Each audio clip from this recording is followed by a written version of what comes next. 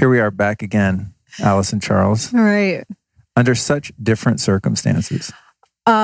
Kind of couldn't be more different because I used to call you my dear brother. Ugh. I found out a long time after that, you never really liked that, but went from, what was that really funny book title? I said, my next book's going to be From Brother to Boyfriend. Ew. And it's the story of how we went from me calling you my brother to being my partner. But everything has changed. Well, to look at that more closely, when we were totally in the friend zone, the brother thing didn't bother me. It's only when I started getting my sights set on you that started to rub me the wrong way. Okay. Because when a woman's like, "Hey, you're my brother," then that's just so far into the friend zone. There's seemingly no way out of that. Right, but I also explained that as a spiritual path walker and shaman, when I call a male like my brother or dear brother, it comes from that like sacred spiritual place. So for me, it was, and I've always told you I loved you too. The whole journey. We've known each other for about 3 years, and the whole time it was just such an kindred soul connection with you that even when we were both celibate and in the friend zone, I would always express that I loved you. Maybe that's why, as a former fearful, love avoidant, unavailable male type, that I wasn't really thrown off when you told me the time you really told me. Right. I'll admit, it was even a little, just under the circumstances, which I'm sure we'll go into, was a little like, oh shit, we're there already. But then every time we spoke, you would say that just perhaps without that much feeling. That would be correct. Yeah. So here we are. This is our first podcast together since episode 111. Mm-hmm. And God, we've come such a long way. Individually and collectively. And so I think I'll just start by telling anyone that wants to know the full backstory, at least that was like 3 years ago. We did 111, very auspicious number. I came to learn later. But that's where we did like your whole backstory, your whole jam up until that point. So people that want a lot of backstory, even though we're going to give a bit of it now just for context, I want to encourage them to go back and listen to that. Also in episode 111 that we recorded those years ago in New York City, there was this key moment. And I've got the video from Facebook, as I told you. I have it saved in Dropbox for posterity. At some point it will, be shown somewhere for some meaningful reason. There was this moment that we had, and I was in professional mode. I wasn't dating. I was celibate. You were too. I mean, I thought you were attractive and all of that, but I'm never going to give that kind of thing energy in the interest of professionalism and not to make things awkward. And also just where you were at with doing your inner development work. You had cut that. Flirting was not allowed. No. I was self-restricting all forms of intrigue and all that business. But there was a moment when we were recording, and the people that go back and listen to 111 will know this moment. But I think it was the first time I ever cried on my own podcast. That's what you said. And I wasn't in the habit of being that intimate, and vulnerable during those conversations. But I remember we got on the topic of relationships, and I was explaining, I have to go back and listen to it. We listened to it on the way to... We didn't get to that part yet, Yeah, though. We didn't get to the magical moment. But anyway, what happened was I was describing how at that point in my life, I had made a couple attempts to have relationships that were of a deeper intimacy than I had formerly had, and to be more vulnerable and more open-hearted. And the reason why I finally, as kind of a late bloomer, I think, as compared to most guys I know that, go out and really open their hearts and become vulnerable and run the risk of being heartbroken, was that I had done so much inner work over the years, the Kundalini yoga, all the practices, all the meditation, that my heart had opened so much, and this capacity to express love and to receive love had grown so big and so powerful that I literally couldn't hold it in anymore. And so I made a couple attempts at relationships in which I really did open my heart, or at least as capable as I was at that moment. And Right. it was so terrifying. And the thing that I was always most afraid of did happen. It didn't work out, and it was really painful and all of that. But when I shared that with you in our prior conversation, Or it wasn't private, it was on the podcast. yeah. No, prior conversation. Oh, prior. Yeah, yeah. I thought they said private. I remember that moment, and I looked at you.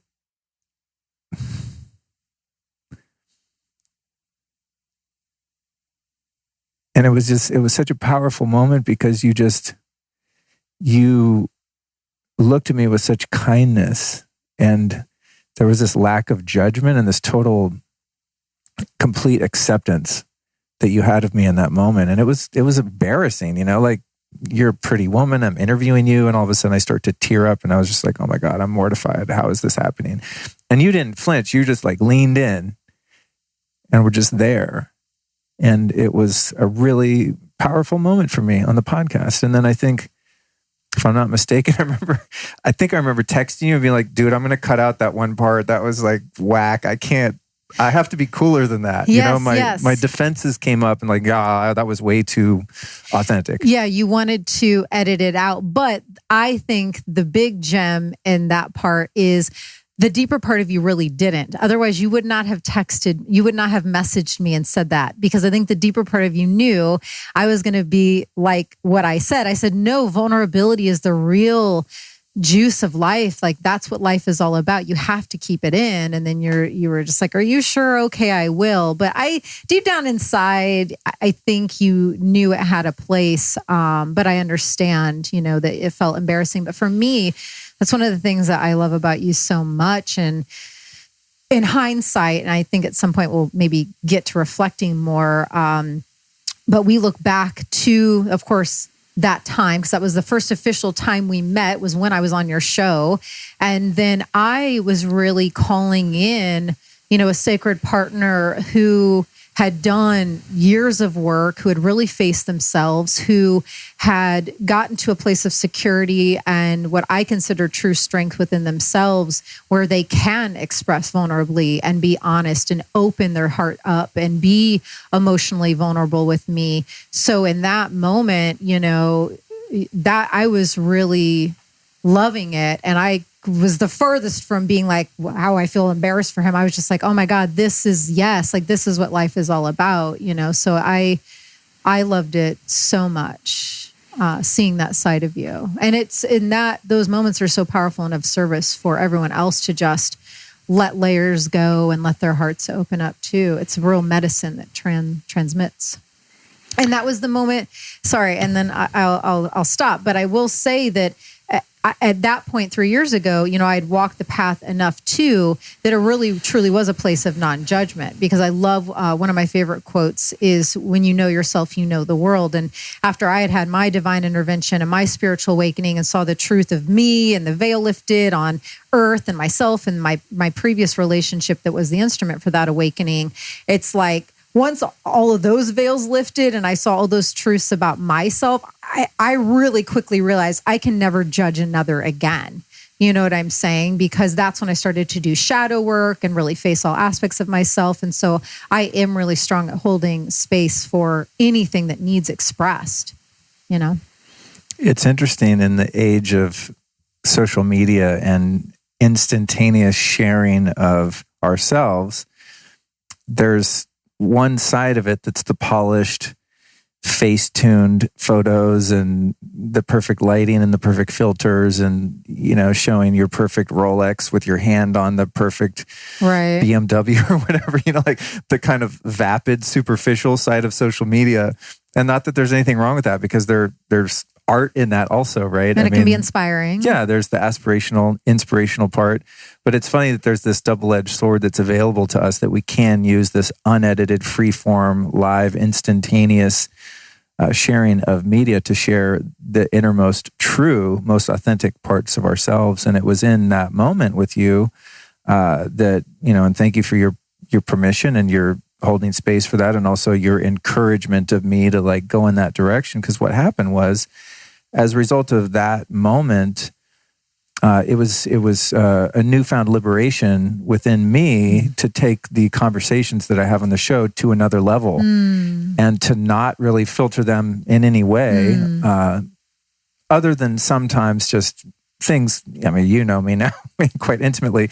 There's many things I say in private that I would never say on, the show or anything like that, because people wouldn't understand the context of it. And I have a really effed up sense of humor, etc.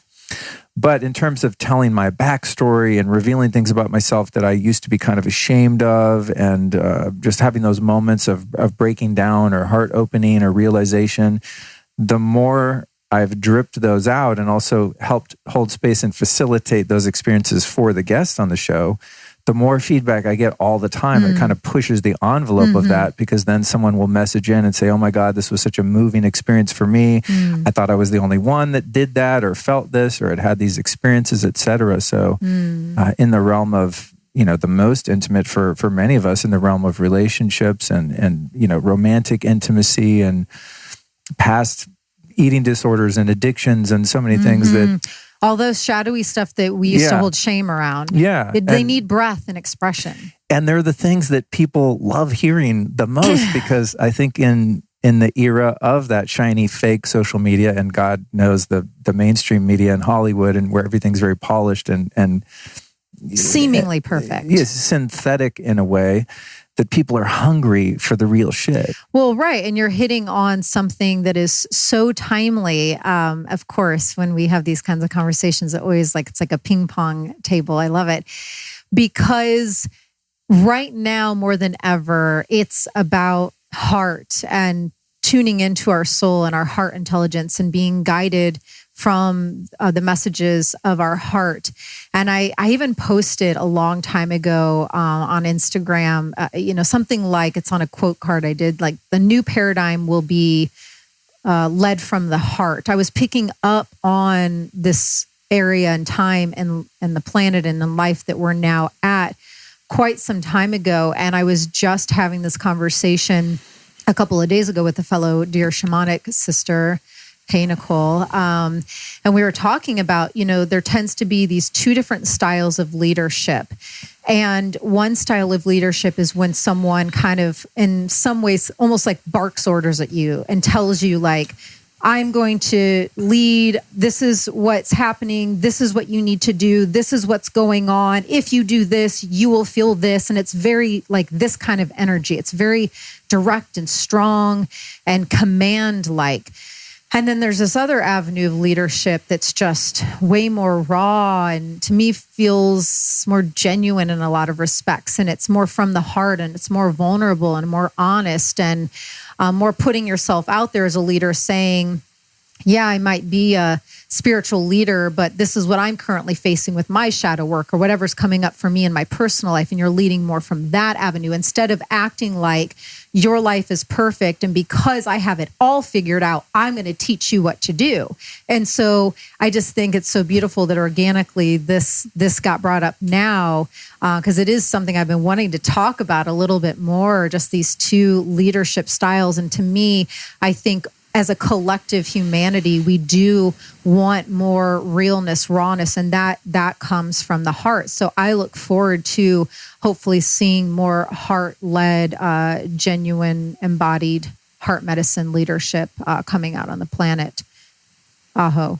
Oh, yeah. I think the difference there is the new paradigm is that of modeling, right? Where you're kind of modeling what the journey to awakening looks like. And not just modeling the point of arrival, but modeling the journey along the way. That's one of the reasons I always like to show my ass, figuratively speaking, although I think I probably have showed it on social media. In a creek, in a hot spring somewhere. Cold plunging somewhere in the woods.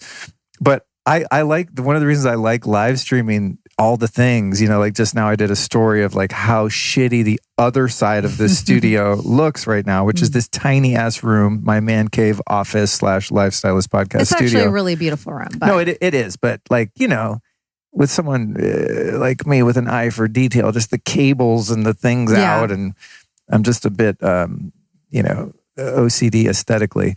But when we started here, I'm having a total meltdown because the printer wouldn't print my notes for the episode. And then so I went to reset the printer and it went on like this R2D2 possessed like Satan of a printer. It wouldn't stop. We're trying to record.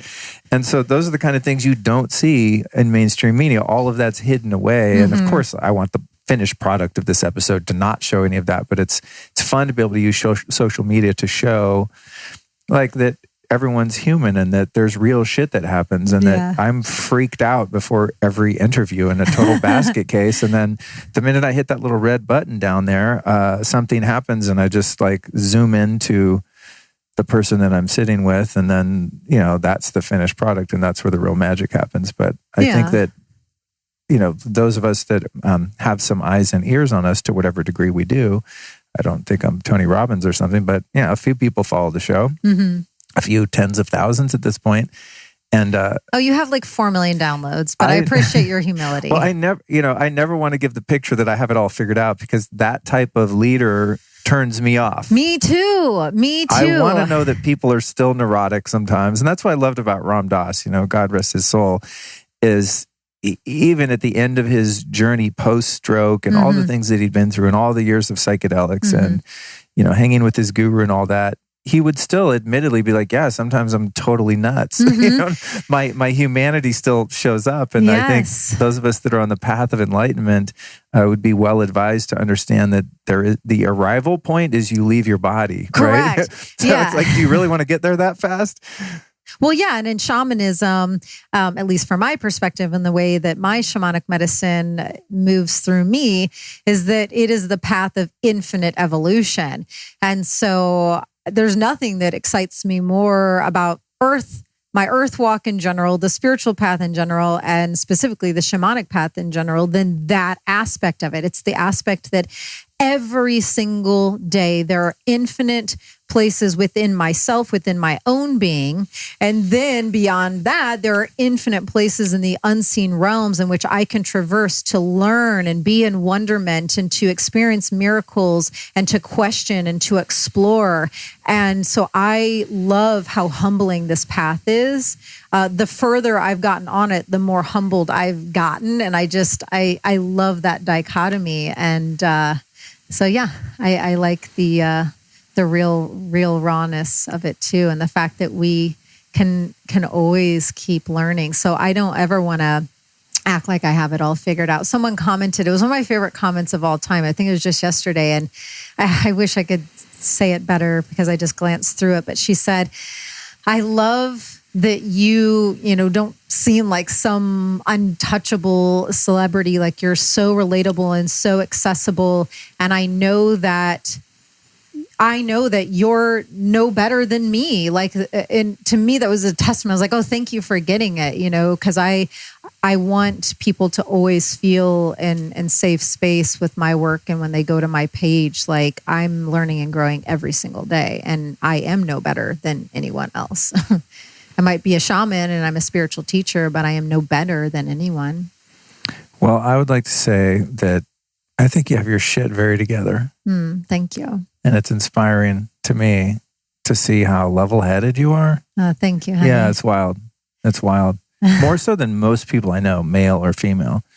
Yeah, like sometimes I'm expecting you to be like, I don't know, maybe it's just my own, it's some of my own baggage that I just, childhood stuff, whatever, where I feel like someone's going to be mad at me all the time because I behaved in ways that pissed people off a lot. And I was around a lot of nutty people that had their own shit projected on me. But I'm surprised at how, even if like we ever do hit a rough spot or you get a little crunchy, as you say, around something, how quickly you're able to recover and get back to center. And how often I think there's something going on and I check in with you and you're like, what? We're good. What are you talking about? And it's like my own paranoia projecting that there's some kind of thing to talk about or some sort of problem. So I want to acknowledge how far you've come. Thank you. And also the fact that I don't know where you came from exactly. So I don't know, what I don't see the contrast there as I see within myself or other people that I've known for much longer than you. Yeah, I mean, I think in some ways it is a vast departure to my pre-awakening life. Like pre-awakening, I was having a lot of anxiety attacks and panic disorder. And, I still have rebel as one of my main archetypes. It's just now more healthily integrated. But the rebel in me growing up was expressing in a lot of unhealthy ways at many various times. And so it's been really beautiful for me to witness my extreme evolution too. It's such a testament to when you become devoted to the path, when you really get committed to a spiritual lifestyle and spiritual practices, it really works. Like it works miracles every single day. I'm a totally different person. Yeah. Yeah, I can imagine. I wish sometimes that there was like footage of you being the old self, just so I could. Oh my God! You having a panic attack meltdown over some insignificant in hindsight event, and I don't really want to see it, but it would be interesting because I only know you as this really awake, bright, and shiny, happy, supportive, awesome person. I always had those aspects in me too. Like I've always been silly and goofy, and always had a bright aura and essence. But yeah, I was unhealed, and there were a lot of traumas and wounds that had not even been glanced at that point. And for almost 2 decades, as you know, I was in a very codependent, very dysfunctional, at times very traumatizing relationship. And so there was just a lot of pain body, a lot of shadow stuff that was not being healed. And that stuff can get pretty dark and pretty painful. As someone who is working on herself all the time, as am I, and that is committed to the path of evolution and growth, do you ever find yourself focusing too much on the things that you still need to work on? I find for me sometimes it's difficult for me because I'm always looking forward to what's next. So it's difficult for me to look back. Oh my God, 20 years ago, I was, just completely neurotic and had all these drug problems and all of the Homeless. things. Yeah, that was one period. I mean, I love your stories and it's so inspiring. And I know a lot of people, maybe from my audience, don't know it. So yeah. I mean, when I was homeless, let's be fair. I mean, I was not sleeping on the street, but I was sleeping in garages and things. My favorite part about that story, though, and you know what I'm going to say, is the fact that even while you were homeless, you were still figuring out ways to like pay down your debt, and you were like still paying your bills and trying to be smart financially. I just, for some reason, that point highly amuses me. Well, when I became homeless, which really was more of a couch tour than like under the bridge homeless, just to acknowledge the people that are truly, truly homeless. There were homes that let me in and I would house sit for people and stuff like that, but I didn't have my own home. But one opportunity that I recognized at that time was, wow, I don't know what my rent was, maybe $1,000 a month at that point, but I was like, oh damn, if I was paying rent right now, I would, be paying X amount of dollars. And so I would just apply that to some credit card debt that I ran up when I got my first credit cards or whatever. But it's just such a testament to who you are that when you're in the throes of your drug addictions and sleeping and living in this garage, that somehow this other part of your intelligence was like, I'm going to figure out how to pay down my debt. That's probably, that comes from my dad. My dad's always been very fiscally responsible, very successful financially, and not cheap, but wisely frugal and just common sense. He's never been in debt. He's bought everything he's ever bought. I think he was in real estate. I think he financed one piece of land once and it drove him nuts that he owed the bank anything. He's just, that guy is just old school, like Robert Kiyosaki. Rich Dad, Poor Dad. Yeah. Robert Kiyosaki, I think his name is. That's his vibe. Passive income, that stuff. But anyway, I digress. As someone who's come from a very rocky past, and if I look at where I was and where I am now, I'd be like, woohoo, I'm killing it. Mm-hmm. But because I'm always focused on improving and growing and evolving, I find that sometimes I'm a little hard on myself and that I don't acknowledge my gains because I'm always looking at the next thing. I'm like zeroed in on that thing, even if it's a relatively small personal issue or character flaw or something that I'm trying to overcome. Okay. Do you ever find that you're sort of trapped in like, always looking at, oh man, I still have to work on this and I still have to work on this and work on this. How do you keep it in perspective? It never feels like that essence that came out as you described it in that way of that sigh of like, oh, or that kind of growl of like, oh, now I've got to work on this and work on this.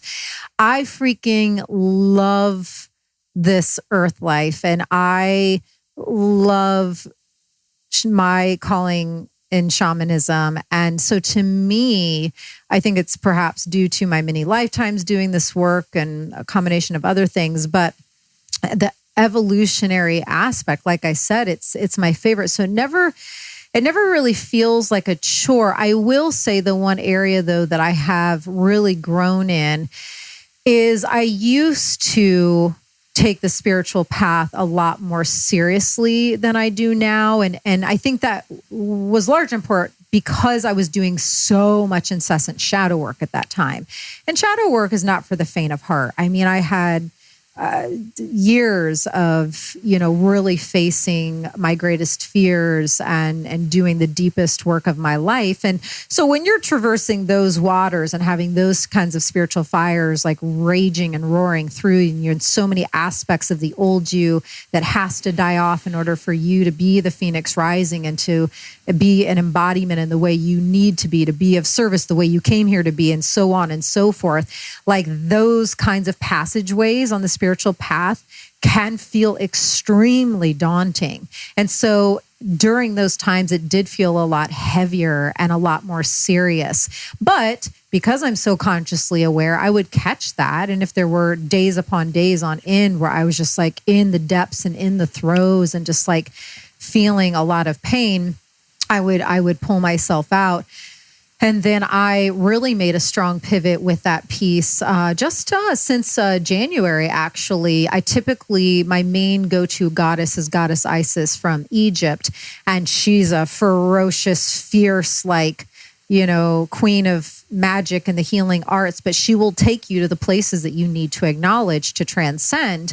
And then when January hit, there was a lot of huge pivotal shifts in my life. And one of which is I, bowed in honor to Goddess Isis, who will ever be my sister. And I have a lot of her soul particles in me, but I transitioned to working and calling in Goddess Anya, the Celtic goddess of lightheartedness and fertility and play and prosperity. And so when I called her forward to ask if she wanted to work with me and her permission to co-create with her, it was like a full-on yes. And since I've invited her essence in to kind of teach and guide me and show me the way with this new way of living, it's been a lot of fun. I'm all about, I think before I also used to fear that if I was too much of a playful shaman, that people wouldn't understand the depth of sacredness to which I work from, or they would assume if I was, a playful shaman, really lighthearted shaman, they would assume that I've not really been through enough shit or faced and done the really hard, scary, deep work. So I was creating those own false narratives in my mind. And I'm just continuously facing it all and giving myself permission to be who I feel called to be. And I feel called to be a lot more joyful and playful right now. And it feels good in my body and it feels good on me. So I'm going to keep doing that. It feels good to hang out with you. Yeah, you tell me all the time. You're like, you're just so fun. For those listening, we have the best time. We really do. It's ridiculous how... We laugh all the time. It's ridiculous how silly we are. It's so fun too, because I think it's, for where I was kind of going with that was sometimes I forget to celebrate the wins and the gains and to just acknowledge how much work has been done and how much grace has been bestowed upon me and how truly blessed I am to have not only survived the things that I've survived in life, but thrived through them. And that now is really on the eve of my 50th birthday this year is like time to celebrate for all the hard work that's been put in. And you really bring that into my life. And it's not even something I've had cognition around. It's just the air of playfulness that you bring into our home. And we just have the best time. And it's also really, I think it goes back to what I was talking about earlier in our first meeting there when I had this moment of just, cracking the armor of my heart open in front of you. And even though we didn't know one another, I still sensed, oh my God, it's very safe with this person. I felt so safe and so held. And in our current relationship, it's so much easier for me to stay in that celebratory place of freedom and playfulness and ease and can really be myself. And it reminds me of, advice I've gotten from my dad over the years, who's one of those that models the relationship for me. I mean, it took him a few tries. He's not with my mom or my brother's mom, but he's happily married for, I think, 20 years now. And as I've explained to you before, maybe not on the show, that I don't take advice from people that aren't doing what I want advice about. Correct. Right. So I'm not going to take financial advice from someone who's broke, and I'm not going to take relationship advice from someone who's had a lot of failed relationships and can't figure that out. Right. But one thing that he has always told me, and when I've called him when I'm down and out and, I've had the breakup or whatever, he's always said, Luke, you want a relationship that you're in, not because it's exciting, but because it feels like home, because it's comfortable. And I remember when I was some years younger, I thought, wow, that sounds boring. Who wants that? It's got to be exciting, or I forget the exact words, but that was the sentiment. I was recently speaking with someone, and they said, I was asking them about their relationship, which is very healthy. And she said, God, I can't remember her name right at the moment. If you ever hear this, I'm so sorry. I'm having a brain fart. But it was at the Joe Dispenza thing. And I was describing our relationship as it was budding. And she said, yeah, with us, it doesn't feel like a drug. It feels Is like it Christine? Yeah, Christine. Hey, Christine. Yeah, that's right. Thank you. And her husband, that Italian name. God damn it. Anyway, need more paracetam. She said it doesn't feel like a drug. It feels like home, and that's been, it's the same thing my dad was getting at. When I watch he and his wife, May, they're so relaxed. There's no tension. No one's walking on eggshells. There's no hypervigilance. It's everyone just has their guard down. They're just being themselves. Yeah. PTSD isn't circulating through Totally. Which I've experienced a lot. Me too. And, so it's so nice to have that playful air that we have and to just be fun. And I really don't think there's anything that I hold back from you. I mean, you see me at my absolute worst. I really do. Most nutty, and you just keep coming back. You laugh at me. When I think you're going to be pissed at me about something, you're just laughing because I'm being so ridiculous, and it's, and then when you have, you've had, I think maybe 2 days since we've been together where you're just like, heads up, I am psycho today, super irritable. Raging. Yeah, just, I don't know what's going on. And then it's wonderful to have that experience with you because I know it's not about me because you're able to communicate, hey, I'm having this experience over here. So heads up, tread lightly. And I know that it's not about me and you're telling me it's not about me. So even if it does get a little bit sticky and we're not having one of those super fun free days where we're just farting around the house and just being ridiculously silly, that it's okay. It's cool. You're not always going to be up. No human being is ever going to be ecstatic all the time. Yeah, no, you don't want that. I mean, you want to be able to, experience the full range of human emotions. And once you go into both sides of that spectrum pretty deeply, then it's through those experiences that you learn to trust yourself. And that's how I keep my center. And I think that goes back to that level-headedness is I know at this point, no matter what comes my way, because of some of the deeply painful and traumatizing things I've been through, and I have been brought to my knees, and I have been in agonizing emotional pain and all of that stuff, because I've gone so far to the right on that end of the human emotion spectrum, it always pings you back the other way too. And I now trust myself. I know I can navigate any waters that come my way. That does not mean, now I will, one little bullet point that I add in is I let myself feel all that needs to be felt. I do not bypass. And that's such a key to shamanism and the spiritual path in general, is that you always want to let yourself healthily experience and tap into whatever emotions are presenting. The key is just being consciously aware of them and not getting attached to them and not falling into victim mentality or whatever the thing is for too long.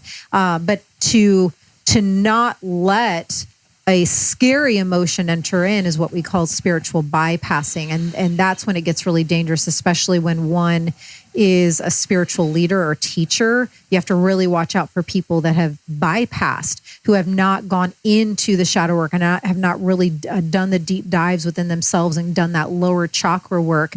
And they just kind of cut off and only ping up to the cosmos. And they might be a genius numerologist or whatever, but if they haven't done the deep, dark work, you got to really be careful about those leaders.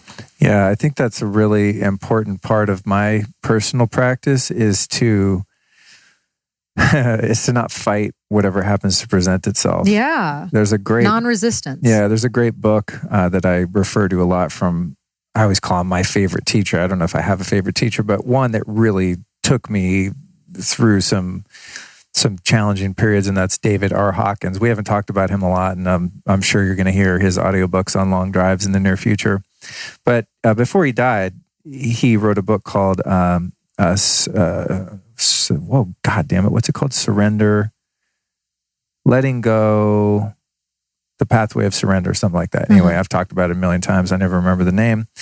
So that's how I roll. But the whole book, which was his most simplistic writing, a lot of his other stuff was super deep, non-duality, like books you have to read 50 times to even like understand one paragraph. They're just like very dense and very high level, which is great reading because you never master it, But before he died, it was my sense that he wanted to leave something that was very tangible. And the whole book is about what you just described, like a detailed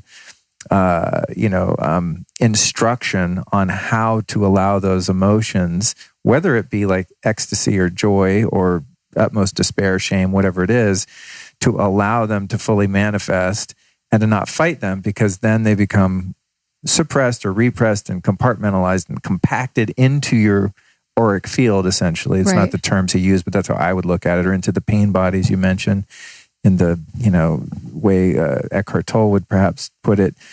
But that was huge for me because I think so much of my life was spent prior trying to avoid any feelings that were remotely uncomfortable. And in that, I was always trapped in them because I could never go through and pass through. Right. The only way out is through.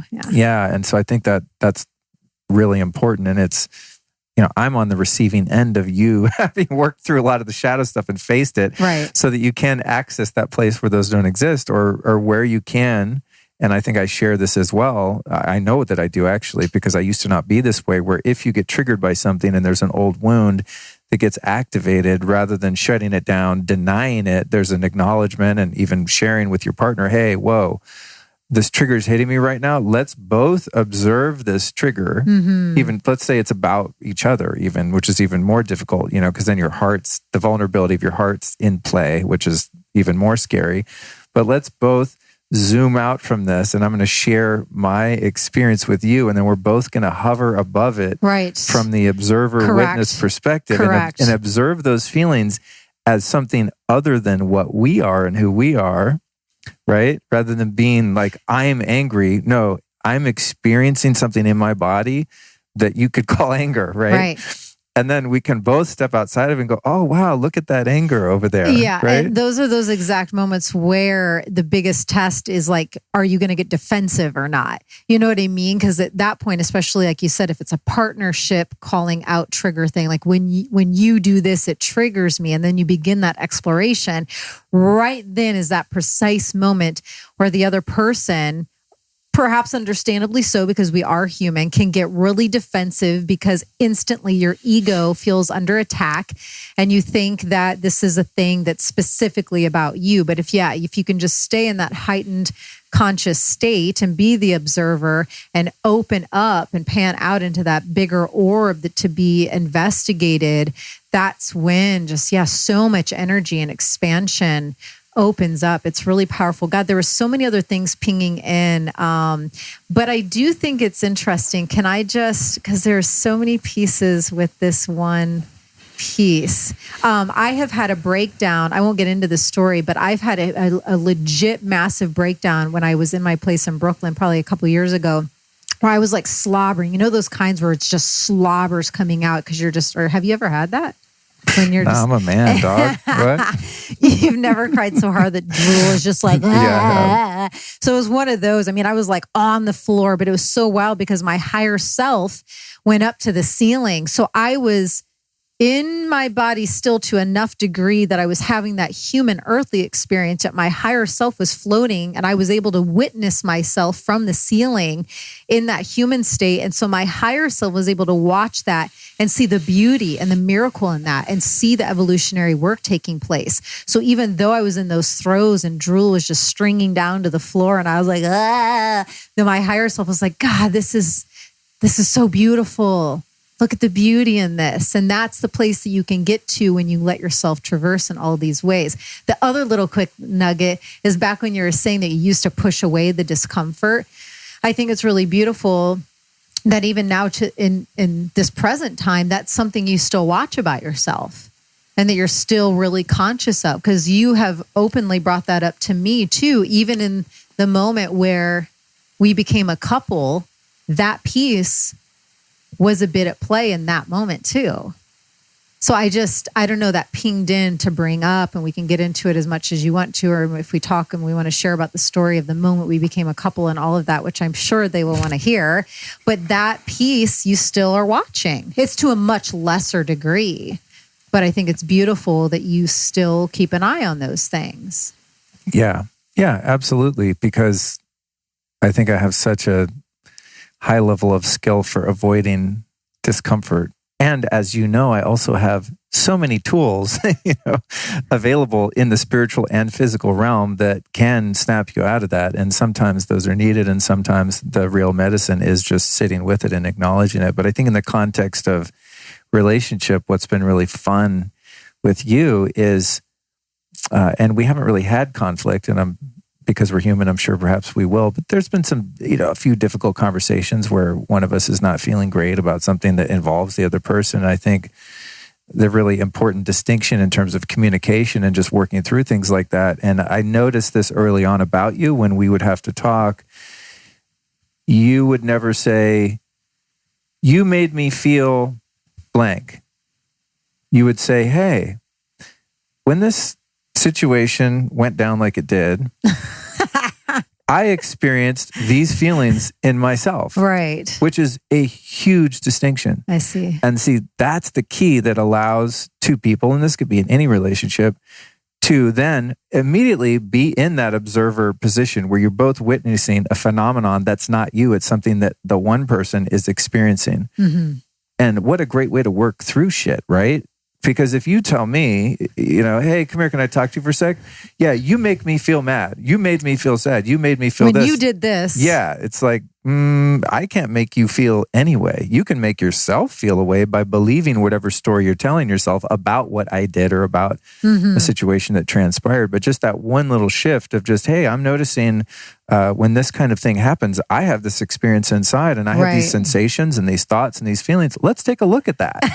That's exactly how it goes. That's so awesome to be able to relate in any relationship dynamic in that way. It's such a gift to be able to have that degree of self-honesty and awareness to know that my feelings aren't even my feelings, let alone are they being caused by someone else. Mm-hmm. Those feelings are just sensations that happen because there's subconscious traumas that are still lodged back in the brain, and you have this amygdala that shoots you full of adrenaline and cortisol when something reminds you of that thing that happened in the past. Oh man, when in fact it has no basis in reality. And that's where it gets so trippy. And I just want to thank you, honey, for acknowledging that about me. And I just want to thank you for the space that you hold. And when I have brought up different wounding moments and different triggering moments, and I say to you how you just explained, you,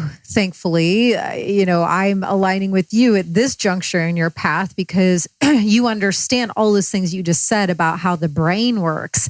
And that's where it gets so trippy with triggering and wounding that hasn't fully been healed, because there's so many layers to healing just one wound, is that if there's a wound that's open and gaping enough, and when I peered into this particular wound that we've worked for me off and on, quite a bit since we've gotten together, when I was working with God on it, the vision of this wound was still really open and gaping, and on the outside it had infection around it. So I knew there's still a lot of work to be done. But when I say that I'm really triggered, you so fully understand then what's happening in my brain.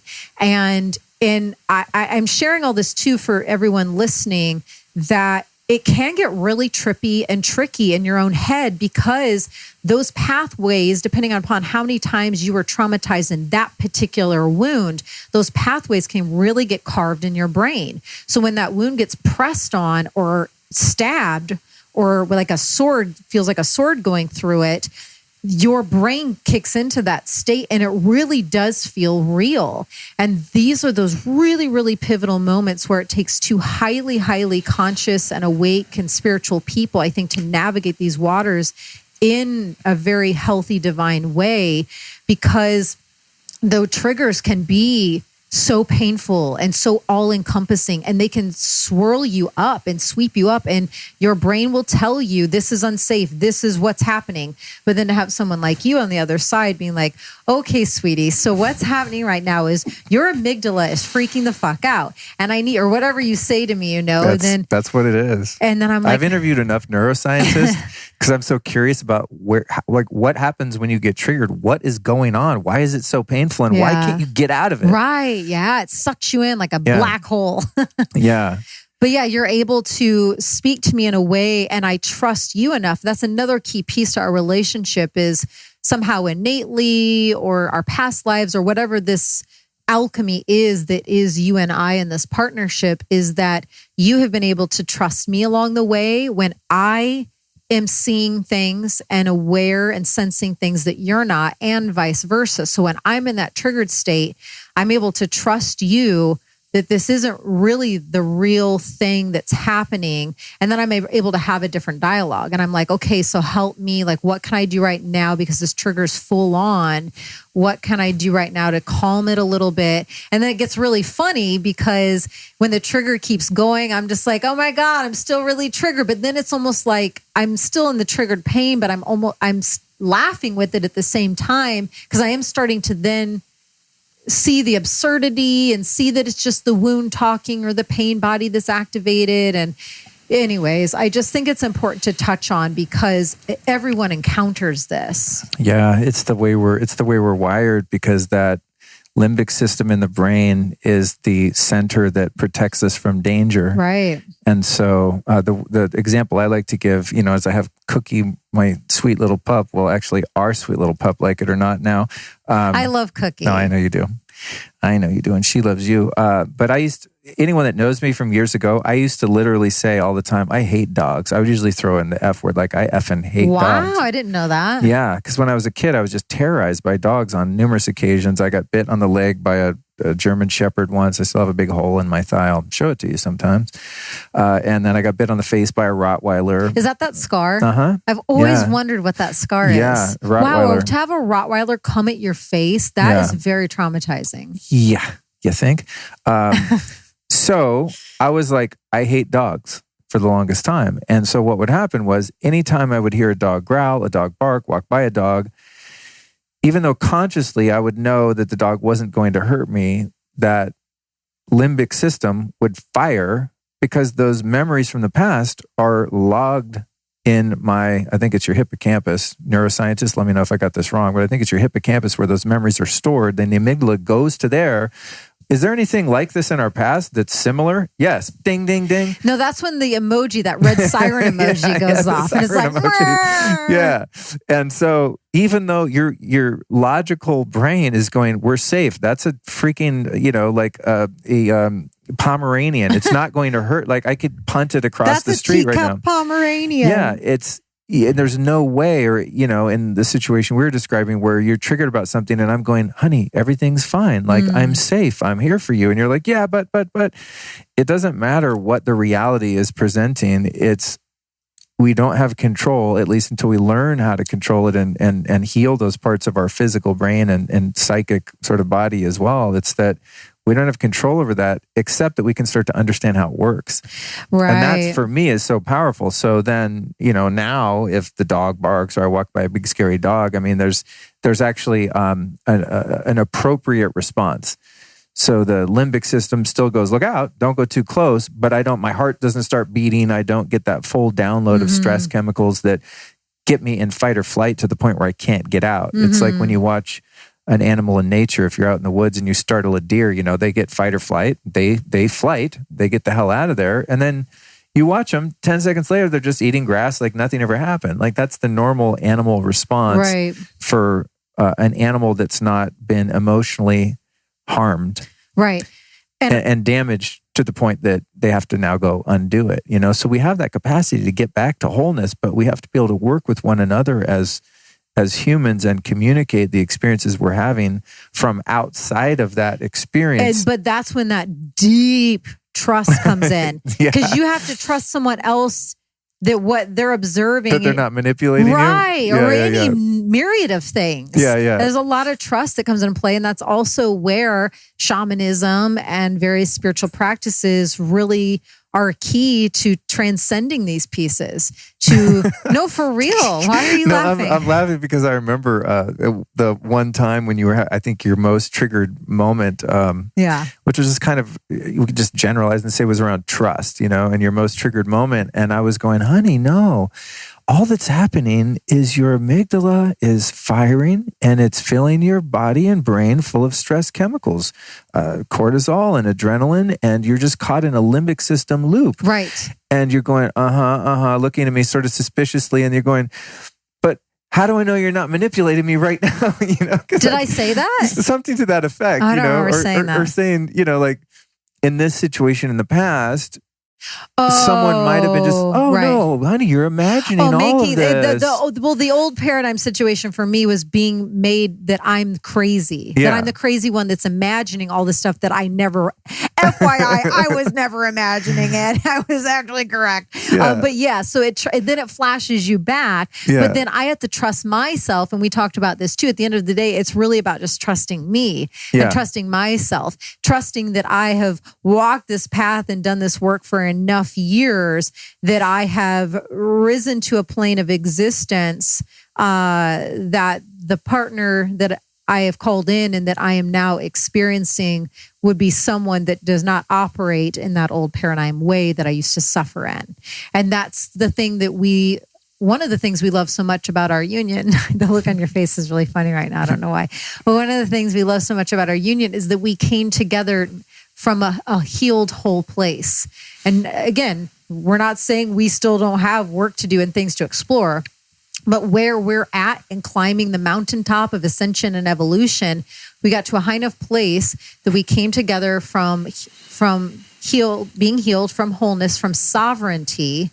And because we united from that place and we did not unite in the wound, which we both have lots of experience in the past, that's why one of the reasons why we're able to experience so much joy and laughter and play and silliness and sacredness and all these things, because we're not connecting from the pain body place. We're not connecting and uniting from the wound.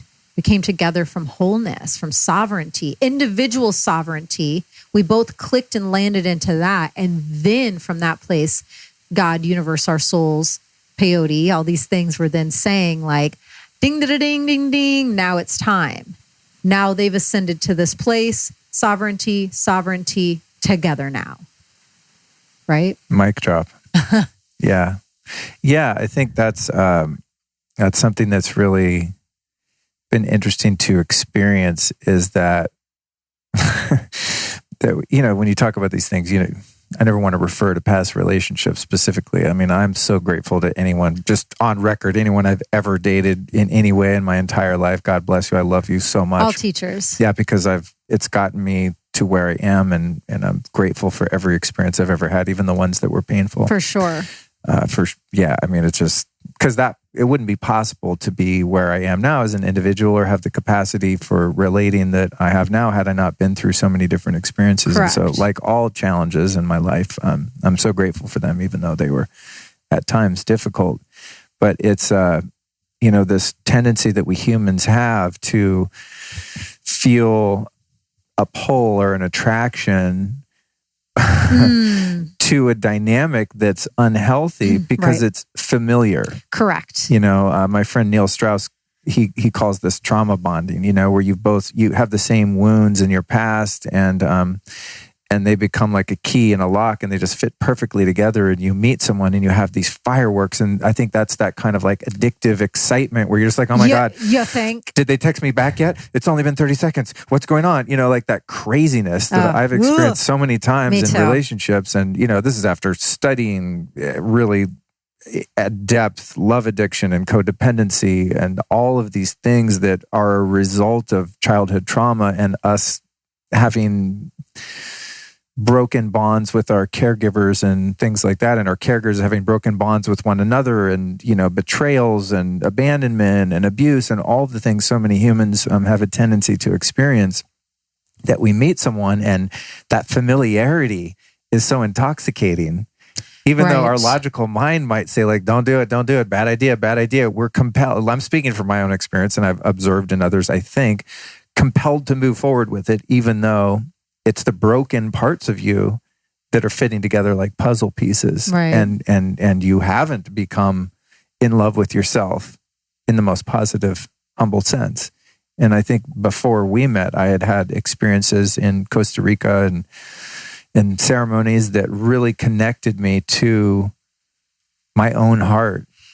And just, I found my center and my home within myself, and that self-love and that deep self-acceptance, to where even though I had the desire to be in a relationship and I want to have that union and that intimacy and the, the sharing of love and all the things that a great healthy relationship has, I think I really did had to get to a point where I was totally capable of giving that to myself. Yes. And I couldn't let another truly in the depths of my heart until I let myself in my heart. Another mic drop. Yeah. And that's the place that I was getting to, and my own self too. And one of the questions that I wrote down, because I was your makeshift printer for the questions today, I saw one of the questions. Which I've totally ignored.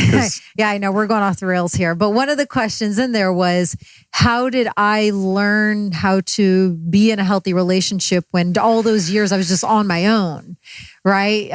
Because for those who don't know, go to, my backstory, go to episode 111. I think I share some of this there, but my divine intervention, spiritual awakening came from a very trying past relationship. That was the instrument that catalyzed that moment for me where my entire life changed.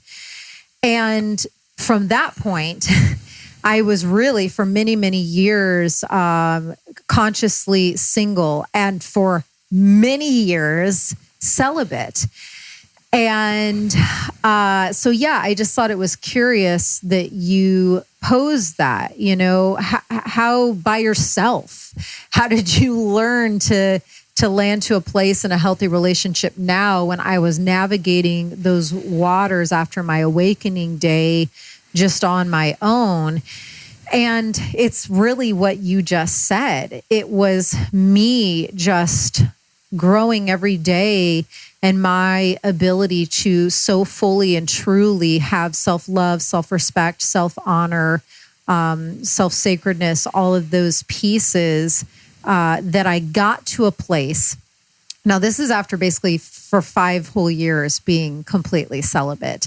At this point, that's a crime against humanity. I don't disagree. But I will say that somehow I think I got gridded with spiritual microchips that just knew it was going to be a part of my path, and I somehow was able to do it, and it wasn't somehow that crazily agonizing. But I mean, at times it was, but not overall. So it was me just learning to love myself so deeply that I actually got to a place. Now, I really wanted my king, and I really wanted this sacred partnership. And there's still a part of me that thinks if it's in the cards and meant to be, I want to also experience being a mother and all of those things. So it's like I wanted to call in my sacred partnership, and I believed it was true. Because I've so devoted to this path, I was like, I'm going to have to meet someone who's on my consciousness level. And I go all the way in deep and hard, like every day with this. So it's got to be someone who also devotes their life to this.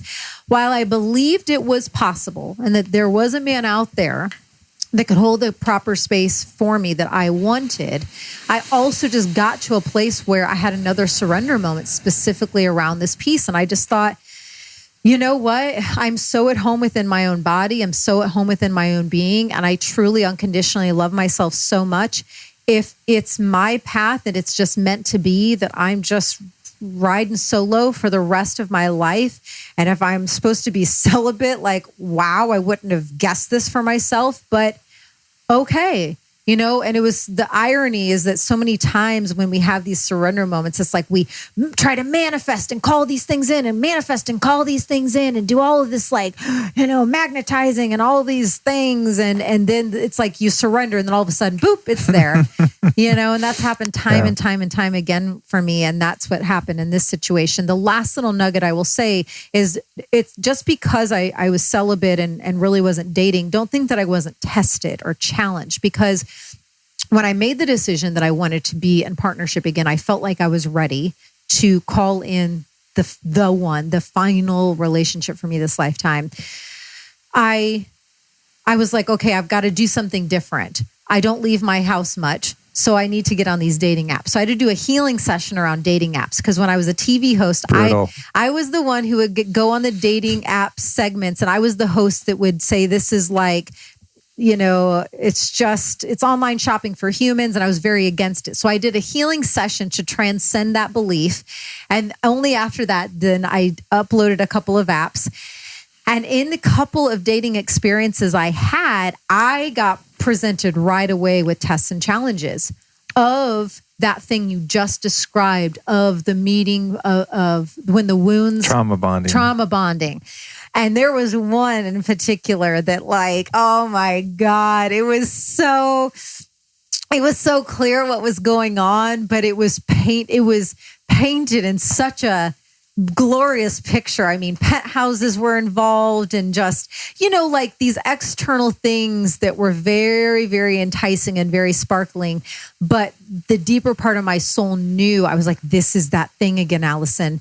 You have to hold the line. And I got taken into a weekend of really deep work. I had to phone a friend on this one. I had to phone my oldest best friend, Nikki, from back in Indiana, because she knows the whole journey for me. And I was like, this is what I'm experiencing. And she was just like, Alyson, this is the addiction piece. That's who this is. This is that representation for you. You have to keep holding the line and walking through the portal. And by me staying strong and fighting that addiction urge and that trauma bonding urge and holding the line, it was literally, I was watching myself this weekend, that weekend, walking through an energetic portal. And by me staying strong and staying so heightened, consciously aware, and not texting back and not engaging and not reverting back into that old portal, I popped out into a new one. And it was not long after that you and I all of a sudden started to have these different conversations, which I feel like we should really talk about. Let's quit talking about ourselves and let's talk about how we got together as a couple. That's what they're really here for anyways. They just want to know, well, how did we fall in love? When did this happen? Well, it's as funny as we're sitting here talking. It's like, it reeks of like honeymoon phase, because we're like, it's sort of like, oh, we have this all figured out. We're good. And I just want to say, like, we're not, like there's always going to be a certain type of effort or work in a relationship. Yeah. And I think that where I was misguided often, when you hear people say, which they say a lot, oh, relationships are work, man, you got to work on it. I thought that you just always are going to have conflict.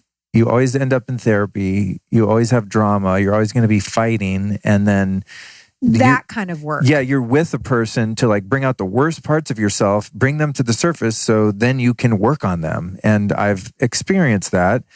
And I think I am just celebrating that our work is more in how can we make a relationship a meditation? It's like, can the work be how unconditionally can we love? Can the work be how much personal responsibility can we take for our own shit, our own feelings, the way that our mind is perceiving a situation? Yes. Can we ask ourselves, is what I'm experiencing and projecting on this person true or not?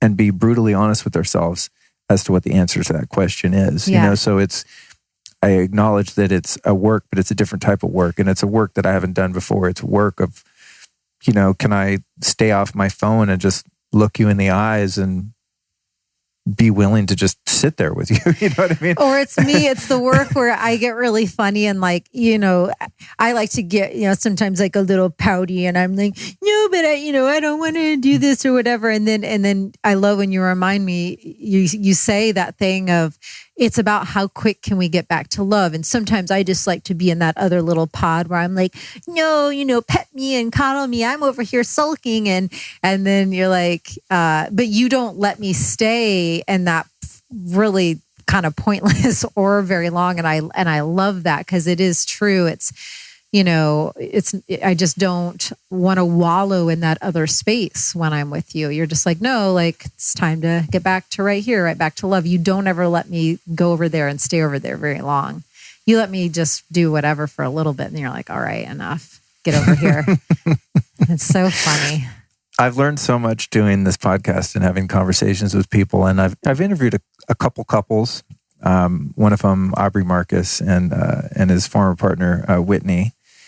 And they ended up breaking up. But that interview was about like their open relationship and their very non-traditional way of relating. And that wasn't a model that I was interested in pursuing. Yeah, that one just point. gave me full body, like, no, thank you. It wasn't, wasn't a model I was interested in pursuing personally, but it was an interesting conversation. Right. But I did admire their willingness and ability to really walk through some super painful stuff together around that, what that brought up. And I was like, good for you. That ain't my path. Like, I don't want to suffer that much. But I interviewed another couple, Nick Broadhurst and Melissa Ambrosini. Right. And it was kind of the conversation was around their relationship. And they were talking about conflict resolution. And they said that they had a kind of a motto in their relationship that something like this. It was, no good ever comes from closing your heart. Or even just closing. No good ever comes from closing. And all of us have that protective mechanism of like threatened, hurt, pissed. I'm going to shut down, punish you, just stay in my own shit and sulk. Yeah. It's like literally nothing good ever comes from closing. It's so true. And it's so simple. So my personal practice and what you're describing is, even if I think, oh my God, she is being so ridiculous right now. What a bitch. Like, are you serious? Like, you're blaming me for this? That all the thoughts that go in my head. Or yesterday when you were having that, it was like, none of your business.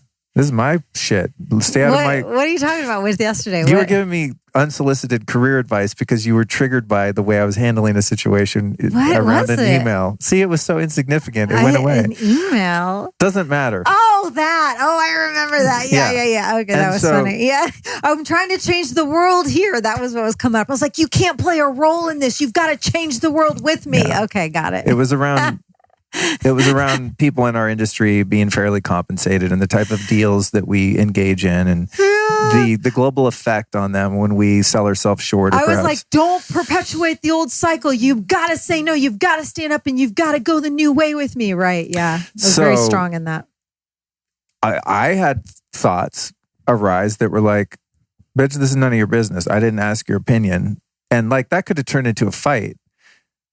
But I have that mantra, no good ever comes, which would be closing my heart, which would be not allowing you to have your experience and acknowledging that there was something in there that you found a trigger in that was worth exploring. Yeah. Or just holding space and just being compassionate for you having that experience and opening my mind to the fact, or to the idea, maybe she's right. Maybe there's something here for me to see that I'm not seeing rather than being defensive. Right. But whatever was going on, closing and meeting that with resistance and not holding space for that would be so dumb and unproductive.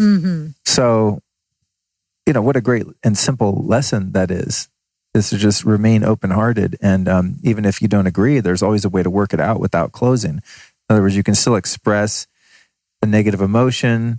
You can still disagree, but you can do so without closing your heart. Yeah. You can practice unconditional love, which means like, I love you, even if I think you're being completely out of line and ridiculous. I love you more now than ever in your ridiculousness. I had some really good points though.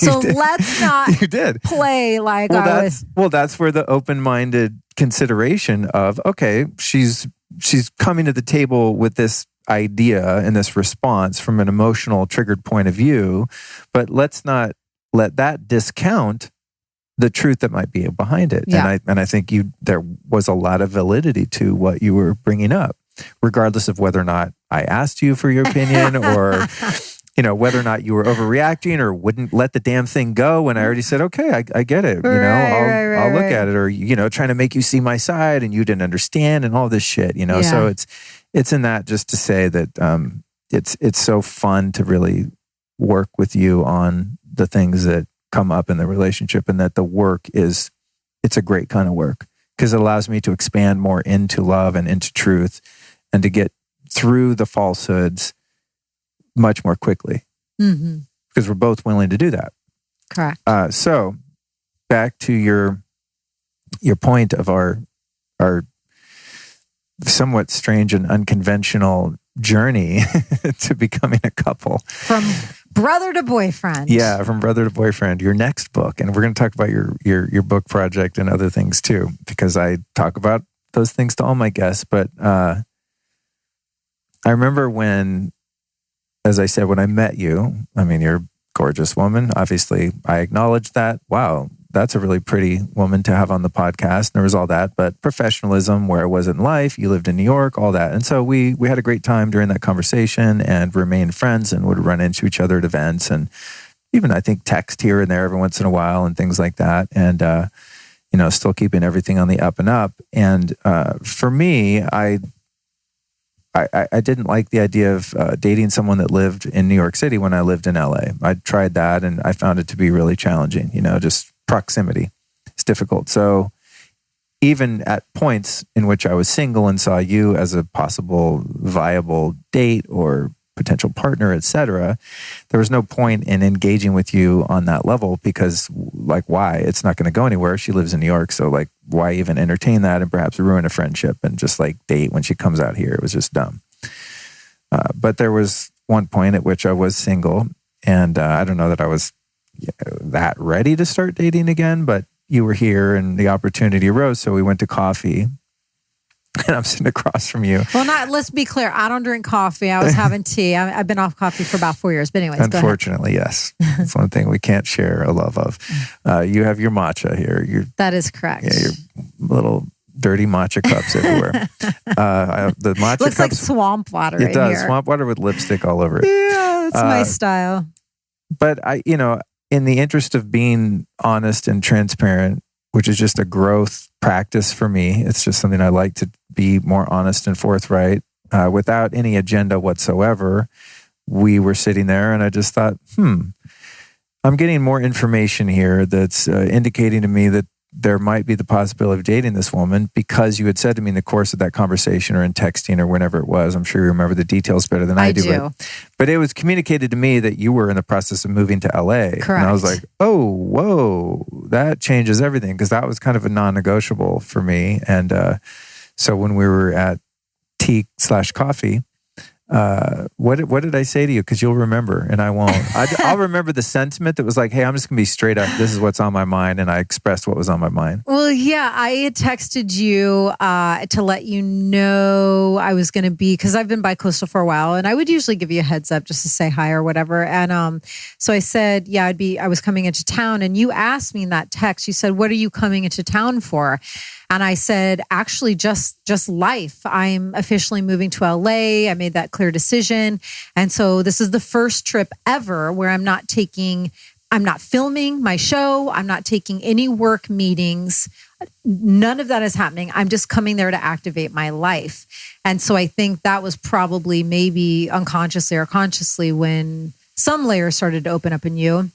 And then, in this conversation at this hotel where I was just working from one day when you came to meet me for this tea/coffee, after the first portion of the conversation, which was a totally different tone and subject matter, you then went from sitting next to me on the booth side to pivoting to the other side of the table into a standalone chair. And I'm holding Cookie on her leash, your dog, and I remember thinking, what's happening right now? Why is he getting up and moving to the other side of the table? Why are we repositioning here? What's occurring? I remember being very conscious of this movement. And you really took a second to kind of get yourself set again and, get reset within your being. And I could feel and see different vulnerability energy starting to open up from behind your eyes and different emotions starting to get evoked. And then that's when you said something to me to the effect of, well, I've always been interested in you, right? You said something like that. And then I at this point was totally shocked and was silent. And then I can kind of see your face. You turned your head to the side a little bit and you were like, did you know that? And then that's when I said to you, no, had no idea. And I was feeling so many things at this point because I'm looking at you and you're just such a beautiful human and such a beautiful man. And you had such honesty glistening in your eyes and your soul was really exuding through. So I'm really seeing this like vulnerability and I'm really in tune with that and wanting to honor that. Yet at the same time in my being, I'm just like, what the fuck is going on right now? What did he just say what I think he said? And so like I'm experiencing all these different energetics and emotions simultaneously. And I don't even remember. Now, this is where I completely blank. I don't remember what happened after that. I know that we talked for a little bit more before you needed to go, and I walked you outside for you to get your car. But I don't remember how we wrapped the conversation. I think we just kind of left it at like, because I didn't say back to you, oh, I've always been interested. I did not say anything back like that. I do recall that. I think I was more just shell-shocked and trying to process. So I didn't really give you anything to work with. I didn't say back like, oh, I've been feeling the same way or anything. I was still processing. Do you recall anything else that was said? Well, I know that my intention was just to express my truth and I didn't want to be inauthentic and I just wanted to let it known. In other words, like I wasn't attached to the outcome of it. It was just something, a performance that I had to give in order to feel free of that. And even if you had been like, oh, I'm dating someone now, or like, I just want to be friends, it wasn't even about that. It wasn't about the result. It was just about like, hey, I just want this to be known. Like, okay, like, now she knows I'm kind of crushing on her and we can move on with life and not be awkward. But I think that it was kind of like, well, let's go grab a bite sometime or something. I think there was like, well, let's do something at some point. Okay. Date-ish. Okay. I think. I have no idea. And then, I mean, the funny thing about this, I think, and we could probably tell it in a shorter version, leaving out some of the minutia, but I think what's really interesting about it is from that moment, things just started to move on their own. Yes. And I had this framework or structure of how I think this is supposed to go when you want to enter into a successful, healthy, long-term relationship, which is really taking your time to get to know someone, which is something that I didn't do in my younger years and often ended up in relationships that were misaligned because they weren't very well thought out and weren't entered into with much consciousness or awareness and no plan, just like feels good, run, 0 to 100 kind of thing. And so having had some of those experiences and seeing, that pattern doesn't really work out for anyone. So I'm, going to take everything slow and just go 1950s old school, like find a nice gal and court her for a while, take her on some nice dates, open the car door, take it slow, no sex, just like really get to know someone as a friend. Duke was starting to come out there a little bit. Yeah, old Duke's talking about how you do relationships. You weren't whistling your S's anyways. I'll get to it. I really like when he turns into Duke. It's one of my favorites. I'm Mary Sue, if y'all don't know that yet. But I really, I think with us, there was one thing at play is that we had, a relationship of sorts beforehand. And we were friendly and we were friends, although we didn't, hang out all the time. We had some rapport and we knew a bit about one another. So it wasn't like we just met that day and next thing you know, we're moving in together. But I had this idea of going really slow. And then also, though, I was really interested in you because you're just a stellar person and all of the reasons that I keep explaining. And so I invited you were going to be here for New Year's Eve. So I invited you to my annual Kundalini yoga party with my teacher Tage and all my friends, which I felt was it was kind of a big ask. It's also your birthday. And, when you've not really even been on an official date with someone, asking them to like give up their New Year's Eve and their birthday and come hang out with you and your friends was kind of a big ask. And when you took a couple days and then said, yeah, I'm going to do it, I was like, oh shit, okay.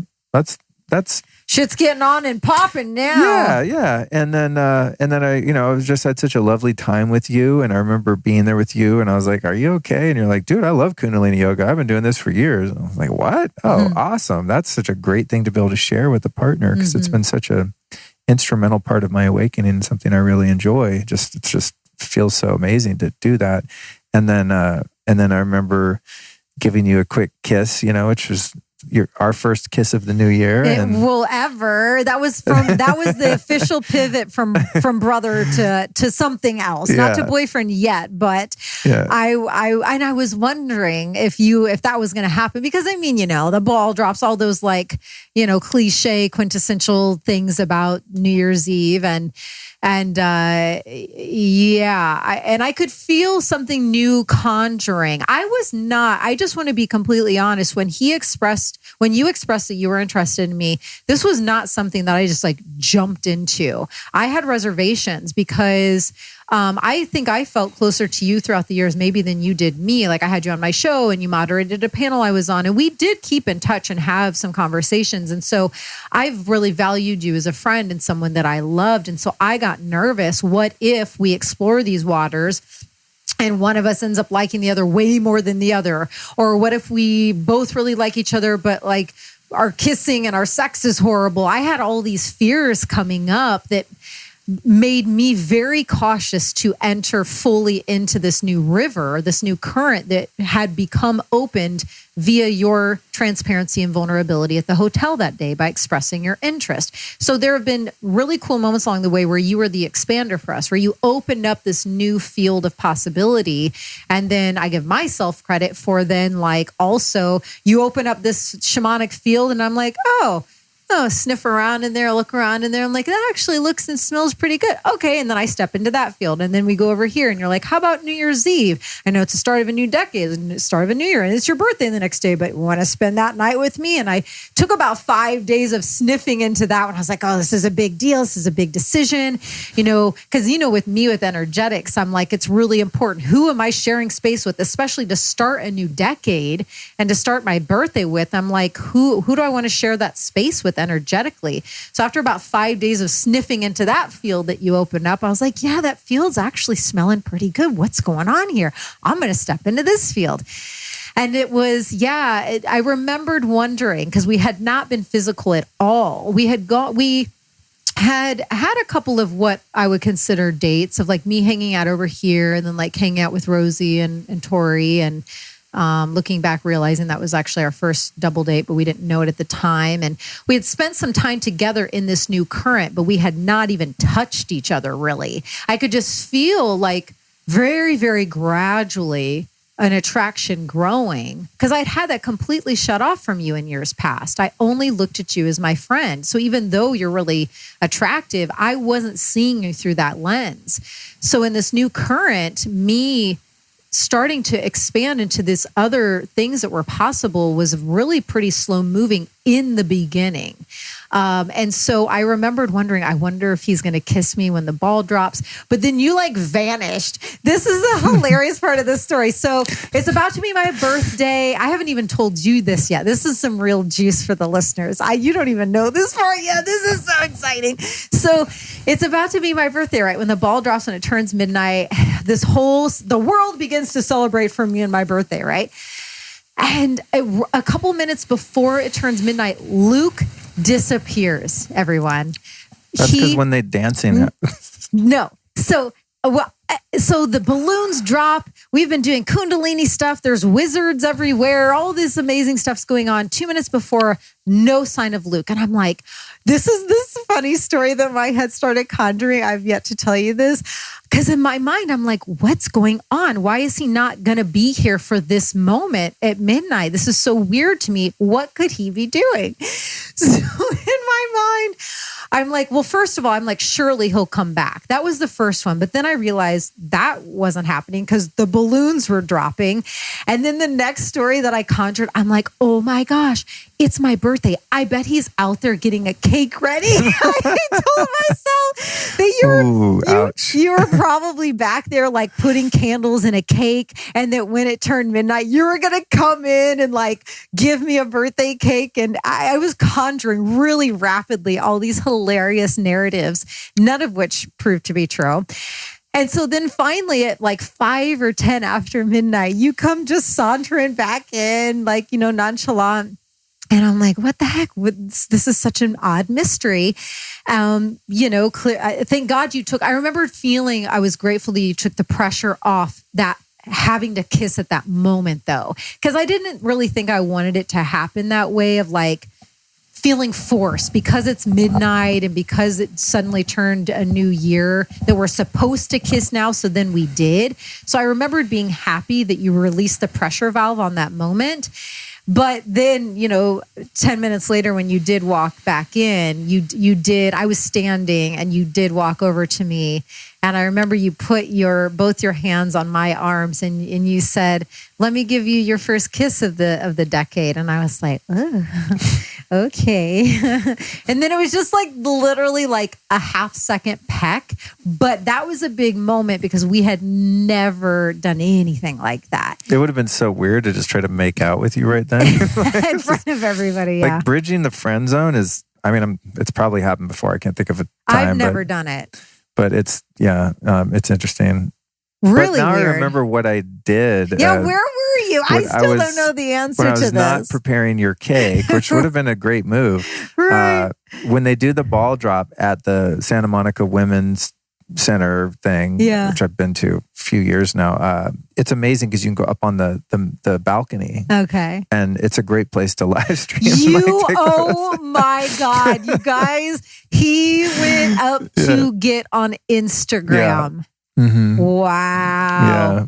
Case in point, I guess, why. Oh, this is Jelly Bean. I want everyone to meet my cat. I know you can't see him when you're listening on the podcast, but Duke for those, Jellington right here. This is Jelly. His birthday's coming up. He's going to be 13, and he's been my little mini Black Panther, my little spirit animal for many years. He's seen me pre-awakening and post-awakening. He's seen mommy through everything. So thank you for coming and saying hi. Luke calls him Grumple Stiltskin because he's very vocal and he can be a bit of a grumpy cat, which I find hilarious. But even then when I picked him up, he's like, Rawr! And so Grumple Stiltskin is one of his nicknames. He's a grumpy old man. He's so great though. Yeah. He's very smart. He and Cooks are buds. They're like Tom and Jerry. Yeah, it's really cute. So this is hilarious. This makes the story even funnier that I thought you were preparing a cake for me and you were live streaming on Instagram. Yeah, I'm just like, whatever. She can be down there. I got to go live stream. I've got to go live stream. My audience needs me. It's a great shot, man. You can't miss the shot. No, you really can. But so with the other interesting pivotal thing that happened at this New Year's Eve event, which I feel is important to bring up, is in between all of these Kundalini activations that we were doing, during one of the breaks, you pivoted and sat in front of me and you said, you know, I'm going to do your medicine soon. Because when I had come over here to hang out, we were just catching up. And I was sharing with you some of the really, really life-changing experiences I had had working with a sacred plant medicine. And you knew the one that just speaks to my soul the deepest at this juncture in my life. And so that night at New Year's Eve, you said, I'm going to do your medicine soon. And then in my mind, my first question is, well, who are you going to sit with? Because that's of utmost importance. Like, who is facilitating? And you said, you know, it's the funniest thing. I ran into my friend Sanjay, and you started to continue with the sentence. But right when you said Sanjay's name, I was like, what? And I said, you're sitting with my teachers. You're sitting with my shamanic soul family, because Sanjay is in my shamanic soul family. And we have been together in these experiences. And so the second you said his name, I just knew something really otherworldly was starting to conjure, because the fact that you were getting looped in to my shamanic family and starting to get pulled into these kinds of practices without me orchestrating it the fact that the medicine was, and God was, and just this bigger picture now was at orchestration. And that is that current that you were referring to earlier of how once this new pathway was opened, this other energy system has been working us. We've not been doing the orchestration. Damn straight. Because like I was beginning to allude to, I had a very specific linear plan, like a very male way of doing things. It's just like, okay, I've done these plans. Those blueprints did not get the desired result of the finished building I wanted to build. And so this time I have this blueprint and I'm going to follow this in a very logical, linear way. It's called like How to Build a Healthy Relationship 101. Like we're going to follow the plan. Mm-hmm. And that plan didn't include going off to the desert and doing peyote and becoming a couple in one weekend. I wish I had my rattle. It's right out there. I had it in here. I would be rattled. Yeah, and the interesting thing about that, just the synchronicity and how the universe works in such mysterious ways, is that I don't even know Sanjay that well. We've met a few times. I'm a huge fan of one of his musical projects called Feather and Dot. I use their music in my workshops, and it's amazing Kundalini mantra music, very modern and awesome. Unlike some of the cornier Kundalini mantra music, no offense, but some of it is pretty janky. But he lives in LA, but he lives elsewhere also and stuff like that. But one day I ran into him. I just gotten back from Costa Rica to go to Soltara, which I've done podcast about before. And I ran into him at Tage at Nine Treasures Yoga. And I said, I just got back from Costa Rica. I was doing some medicine work down there. It was amazing. Huge transformations, awakenings, healings, etc. And he's like, oh, no way. Have you ever done peyote? And I said, no. He said, well, it's my birthday next weekend or whenever it was. And, these my teachers are going to be on their kind of tour. And if you want to come sit, come along. And that was, what I explained to you. And of course it was Oscar and Vivian, who, by the way, those listening, there will be an episode that I already recorded with said guides, Oscar and Vivian, amazing couple that really were at the forefront of this relationship developing. For sure. As energy workers, medicine keepers, and as models for a really beautiful, sacred, aligned relationship. 100%. So I tell you, I'm going to the thing at New Year's Eve, and then we were on the phone sometime after that, the next few days. I texted. Yeah. Yeah, but after you'd gone back to New York, I think you said like, have a good time at the thing. No, I asked you. I remember very well. You're the memory keeper. You tell the story. So I texted you because I wanted to hold energetic space for you. And so it pinged in. I'm back in Brooklyn at this point. And I just texted you and said, hey, can you remind me what weekend is the ceremony? And truly, because I'm honest about everything. I was genuinely just wanting to know so that while you were in that zone, I could just hold space for you. Because I knew it was your first time going into that particular kind of ceremony with that medicine, even though you've traversed many others.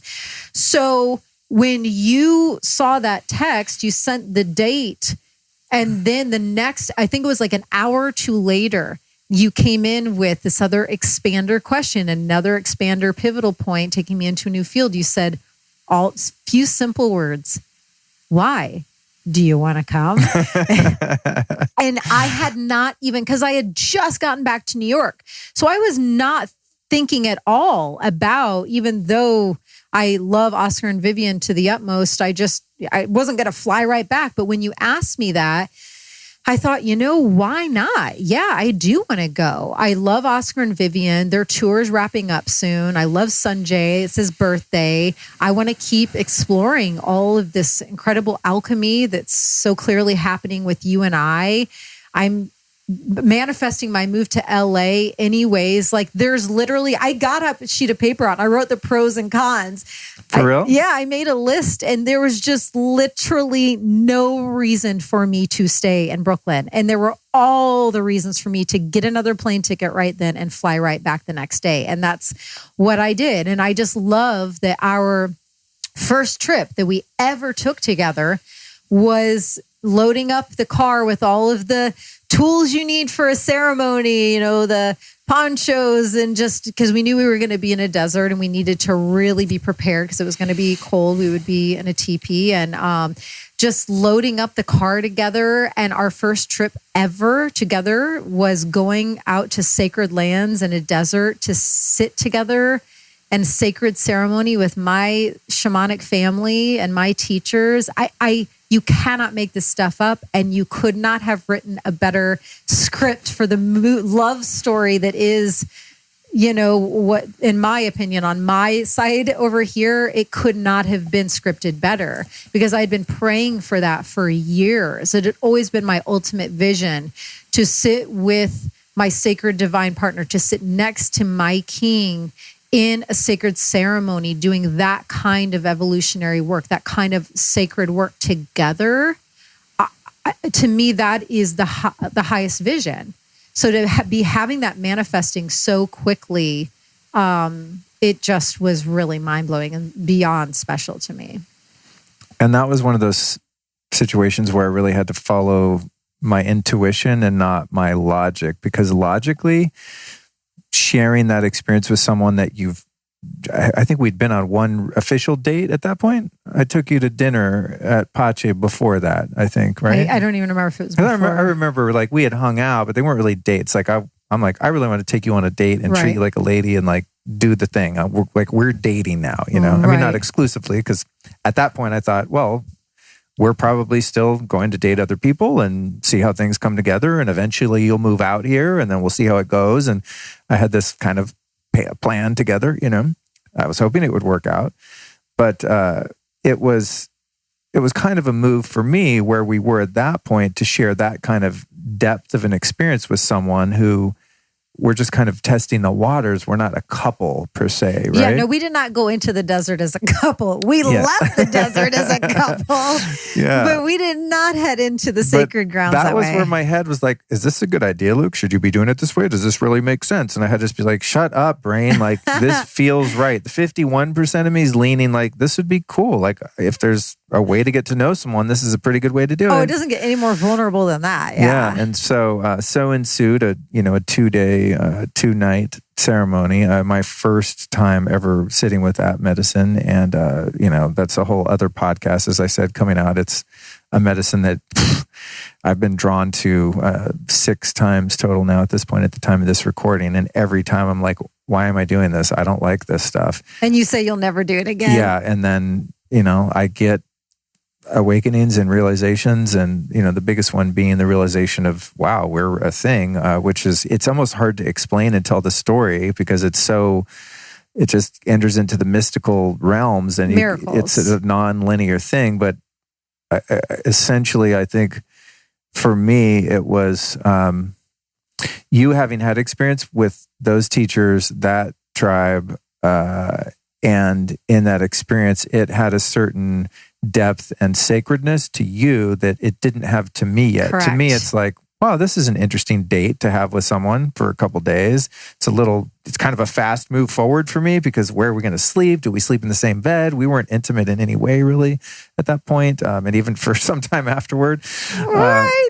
And so it's, like, I'm trying to do the right thing here, goddammit, and go slow and like be healthy and like chill and like really take my time. But the one thing that took a little pressure off that piece is I work with all of facets of my shamanic work and path with the utmost sacredness and integrity. And you need to be celibate leading up to ceremony and in the days after. And so I had expressed that to you before I even got the plane ticket.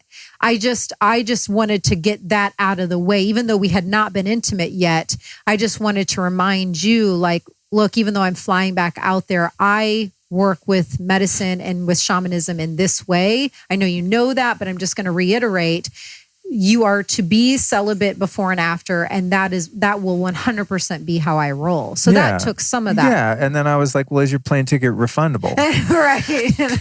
You got a lols on that one. So it really did make me laugh. That was a good one. Honey. So it's the story of the ceremony itself is just so otherworldly, but there are,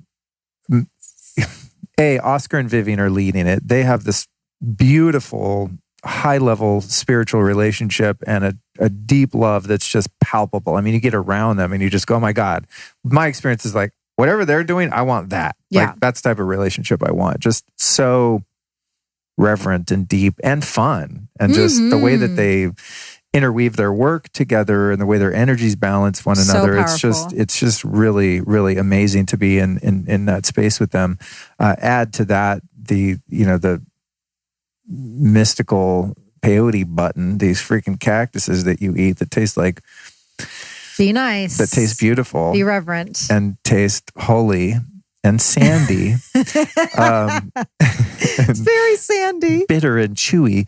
But in the medicine, from my point of view, this is what happened. Like, every time I do that medicine, I'm like looking at my watch, like, is this working? Is anything happening here? Nope, I don't think so. Just feel kind of annoyed, tired, my back hurts, feel pretty nauseous, and like, wow, okay, really? And then I surrender into that resistance and surrender into the resistance and surrender into the resistance. But anyway, during this two-night ceremony, there were a number of different micro ceremonies within the macro ceremony, where couples had the opportunity to share in those ceremonies together, a flower blessing, different moments at which you're kind of paired off. To me, we're there and we're together, not together, but we're there, male and female, potential couple, dating-ish, on a date of sorts. And there's these these experiences that we went through that I just kind of, I'm under the medicine. I don't really know what's going on. I've never done it before. I'm all just kind of figuring this out and taking it as it comes. And so we participated in some of these things. And in those micro ceremonies, which I kind of agreed us into and led us into, those had much deeper meaning for you than they did for me. And they were indicators to you that, holy shit, this guy's really stepping up. And like, he's taking us into the realm taking the lead into that. Yeah. Into coupleship. And I'm like thinking, we're going to keep dating for a while. She's going back to New York. Like, this is just... And you're just tired in the teepee and you're just like, oh, it's our turn. Yeah. And so, anyway, so we go through that, and then we get back to our Airbnb, and she's alone in there for a while. I go take a hot tub and just kind of decompress and try and get my feet back under me in that experience. And then you say, listen, there's some things on my mind. No. This goes back to my memory being a bit clearer. Okay. I'm laying in the bed and you're in the shower, and I'm like, oh my gosh, please, when he gets back into this bedroom, please don't let him say to me, I am so exhausted, I've got to go to bed right away, because I knew I needed to talk to you. And I had been clearly shown, the medicine had so clearly shown me when we got back to our Airbnb. So you sit in ceremony, for those that don't know, from like 9 or 10 at night. And then you are up and sitting upright. Well, it depends on who's facilitating and all that. But we sit up and sit upright all night. And then when the sunrise happens, you go out and connect. But then there's this sharing circle that can sometimes last for hours in the teepee. And then there's like communal food. So we didn't get back to our Airbnb until like very late in the afternoon the next day. And the medicine had spoken to me when I had private time back at our Airbnb. It had so clearly shown me 3 specific points that I needed to bring up with you.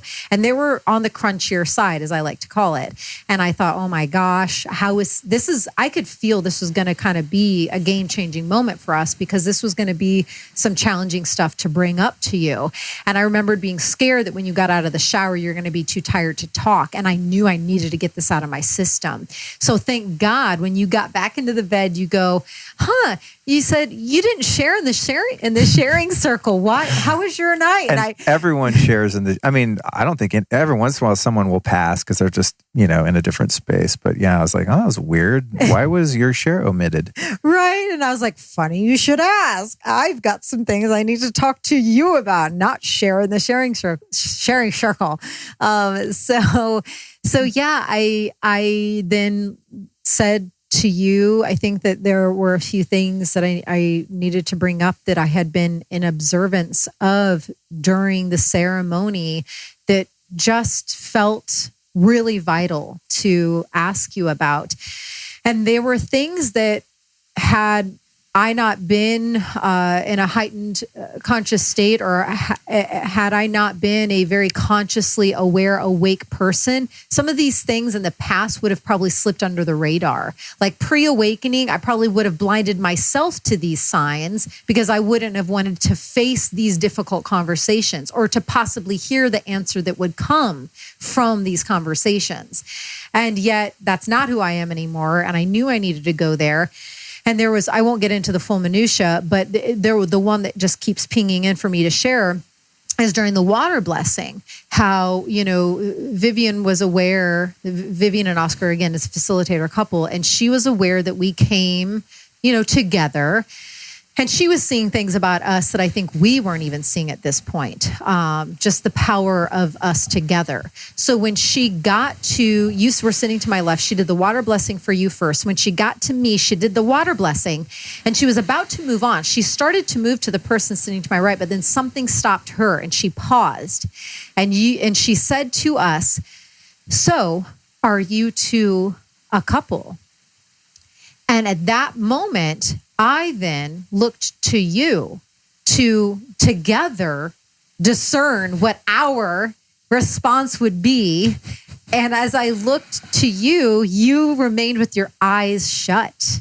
And that was beyond just like symbolic, that was saying a lot to me, that when this question of are we a couple was being posed to us by the shamanic facilitator, the leader of the ceremonies, asking us, you kept your eyes closed to the topic, to the subject matter. And I thought, I can't ignore that.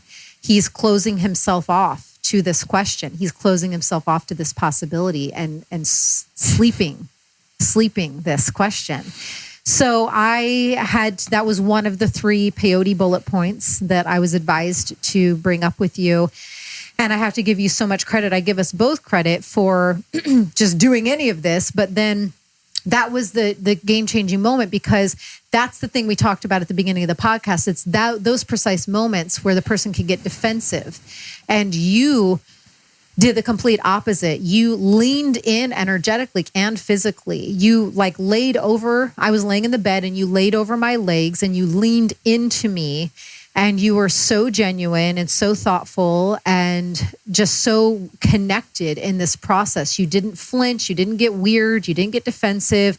And you were so willing right away to explore what I had observed that you were unaware of.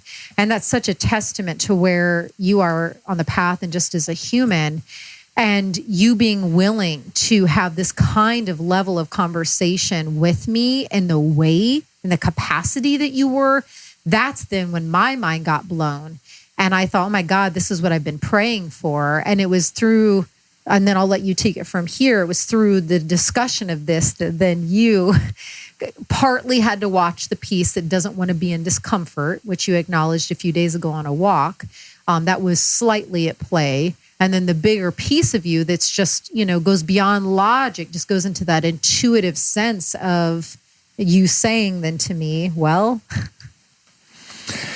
Yeah, it's, I think what I was up against in that interaction was, again, the analytical, logical mind trying to make sense of something that you can't make sense out of. Because where that ceremony had taken us in your experience and where you saw me kind of not being there with you and you're going like, what? Why don't answer the question? Your eyes are closed and all these kind of things. The realization there was, there's something going on here with this woman that is on a different level that you can't figure out with your brain. And that there's a time frame and a structure here that is currently being built as we're having this conversation that you can't figure out, and there's no right way to do this. And so in that was that really trusting my heart and my intuition and having to discard the safety net of a structure that I had built, which again would have been like, we're going away, we're friends, we kind of know each other, we're getting to know each other, we're going on kind of a weekend date together, not as a couple, as 2 people that are pursuing dating, getting to know one another. Then in this ceremony, there's these incredibly spiritually bonding, sacred, very meaningful experiences that meant something to you that I was totally oblivious to. And when they were brought to my attention in that conversation, I had to have the open-mindedness and the compassion for you. Like, oh my God, shit, that really sucks that you're kind of there open, this beautiful woman who's not afraid, who doesn't have this analytical framework of how this is supposed to go. But you're like, whoa, this is turning into a thing. And I'm afraid of it being a thing, not according to my plan. because in the past, when I've just gone with the flow has been at times very painful for all parties involved. So at that point, aside from just acknowledging your feelings and allowing you to have that and not make excuses for whatever, but just to look at, why did I behave like that? It's like, dude, I'm scared shitless that I'm going to get hurt or that I'm going to hurt you and that this is moving faster than it should. Emotionally speaking, of course, now everyone keep in mind, there's no physicality at this point at all. So it's not going too fast like, we slept together on second date. We shouldn't have done that.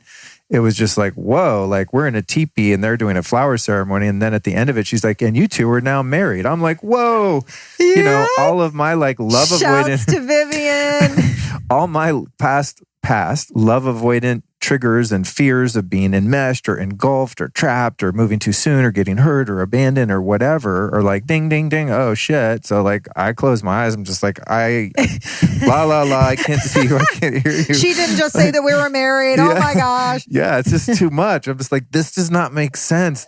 I can't figure this out. And so in that moment, again, nothing good ever comes from closing. What was I going to do? Like, dude, like slow down, slow your roll. Like what?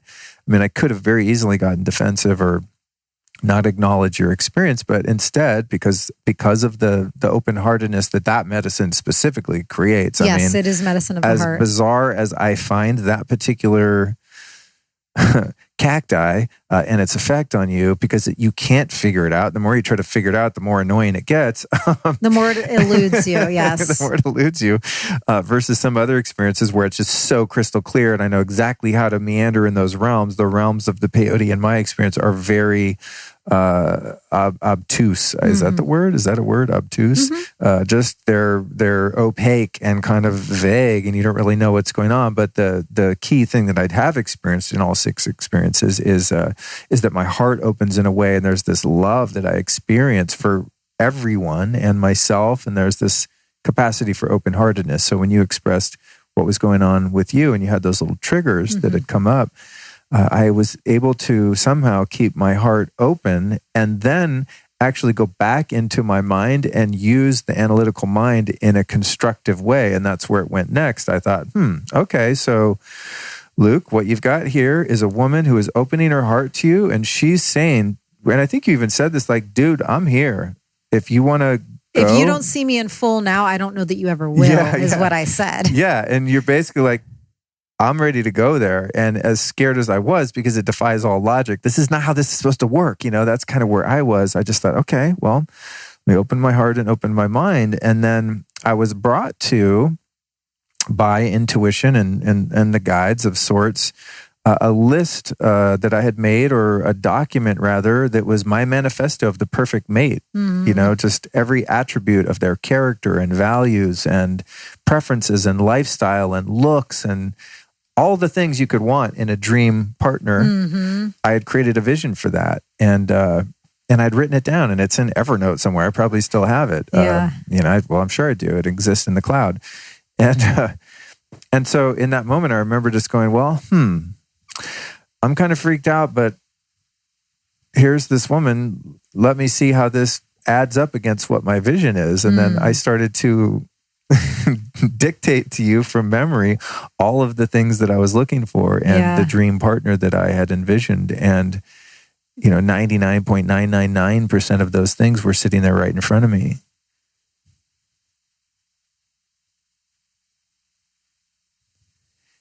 And that was just, no matter how many defense mechanisms I had or how afraid I was of being vulnerable or any of that, I just there was empirical evidence that not only proved to my heart, but also to my mind that this actually does make sense, Yeah. And so it was a really interesting meeting of heart and mind, because it was on paper. Like I had written it when I was not on peyote. I had written it when I wasn't under the influence of hormones or pheromones or excitement or, the intrigue or mystique of someone new or any of that. None of that was there. I'm sitting right at that desk, actually, is where I wrote that freaking thing.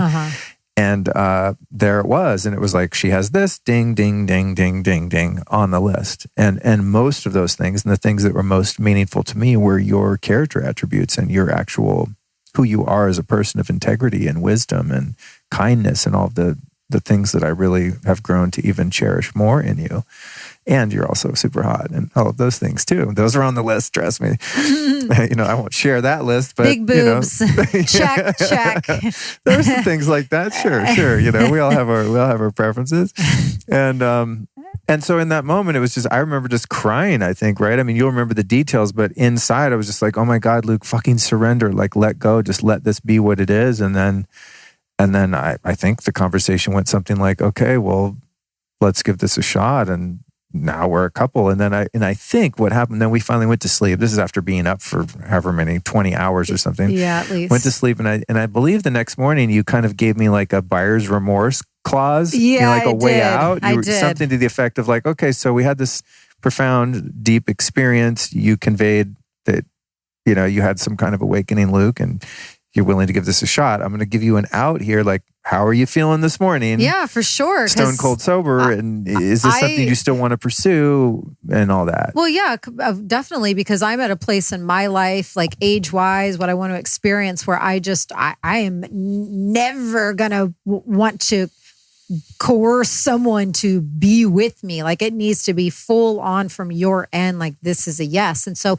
even before we went to bed, I said, I was like, okay, how about we sleep on this? This was a lot. This was a big, you think? This is the big conversation. Let's sleep on it and let's just revisit it in the morning when we wake up. And I woke up long before you. So yeah, when you came out, I was sitting on that yellow solar plexus chakra colored couch and you came over and I said, how are you feeling about what you said last night? How are you feeling about it now? And I'll never forget it. You were kneeling on your knees on the floor, kneeling in front of me, like kind of, sitting in between my legs as I'm sitting on the couch, if that makes sense. And we're facing each other.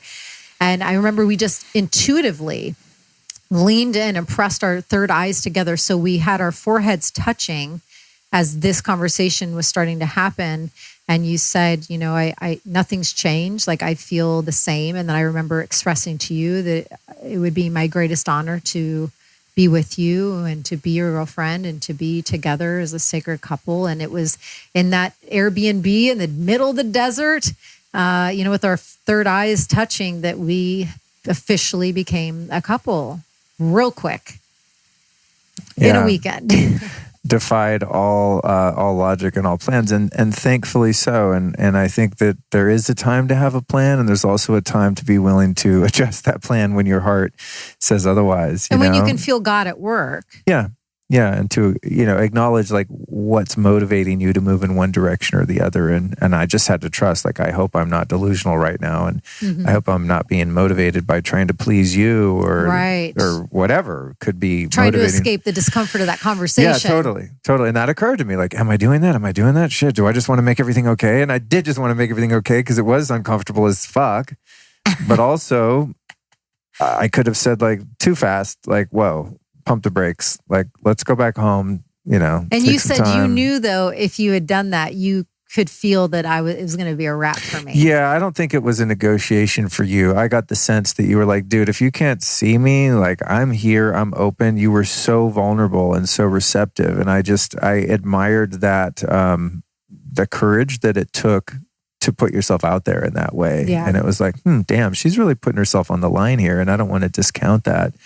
And so, there's a million other stories, but I want to move toward kind of wrapping it up.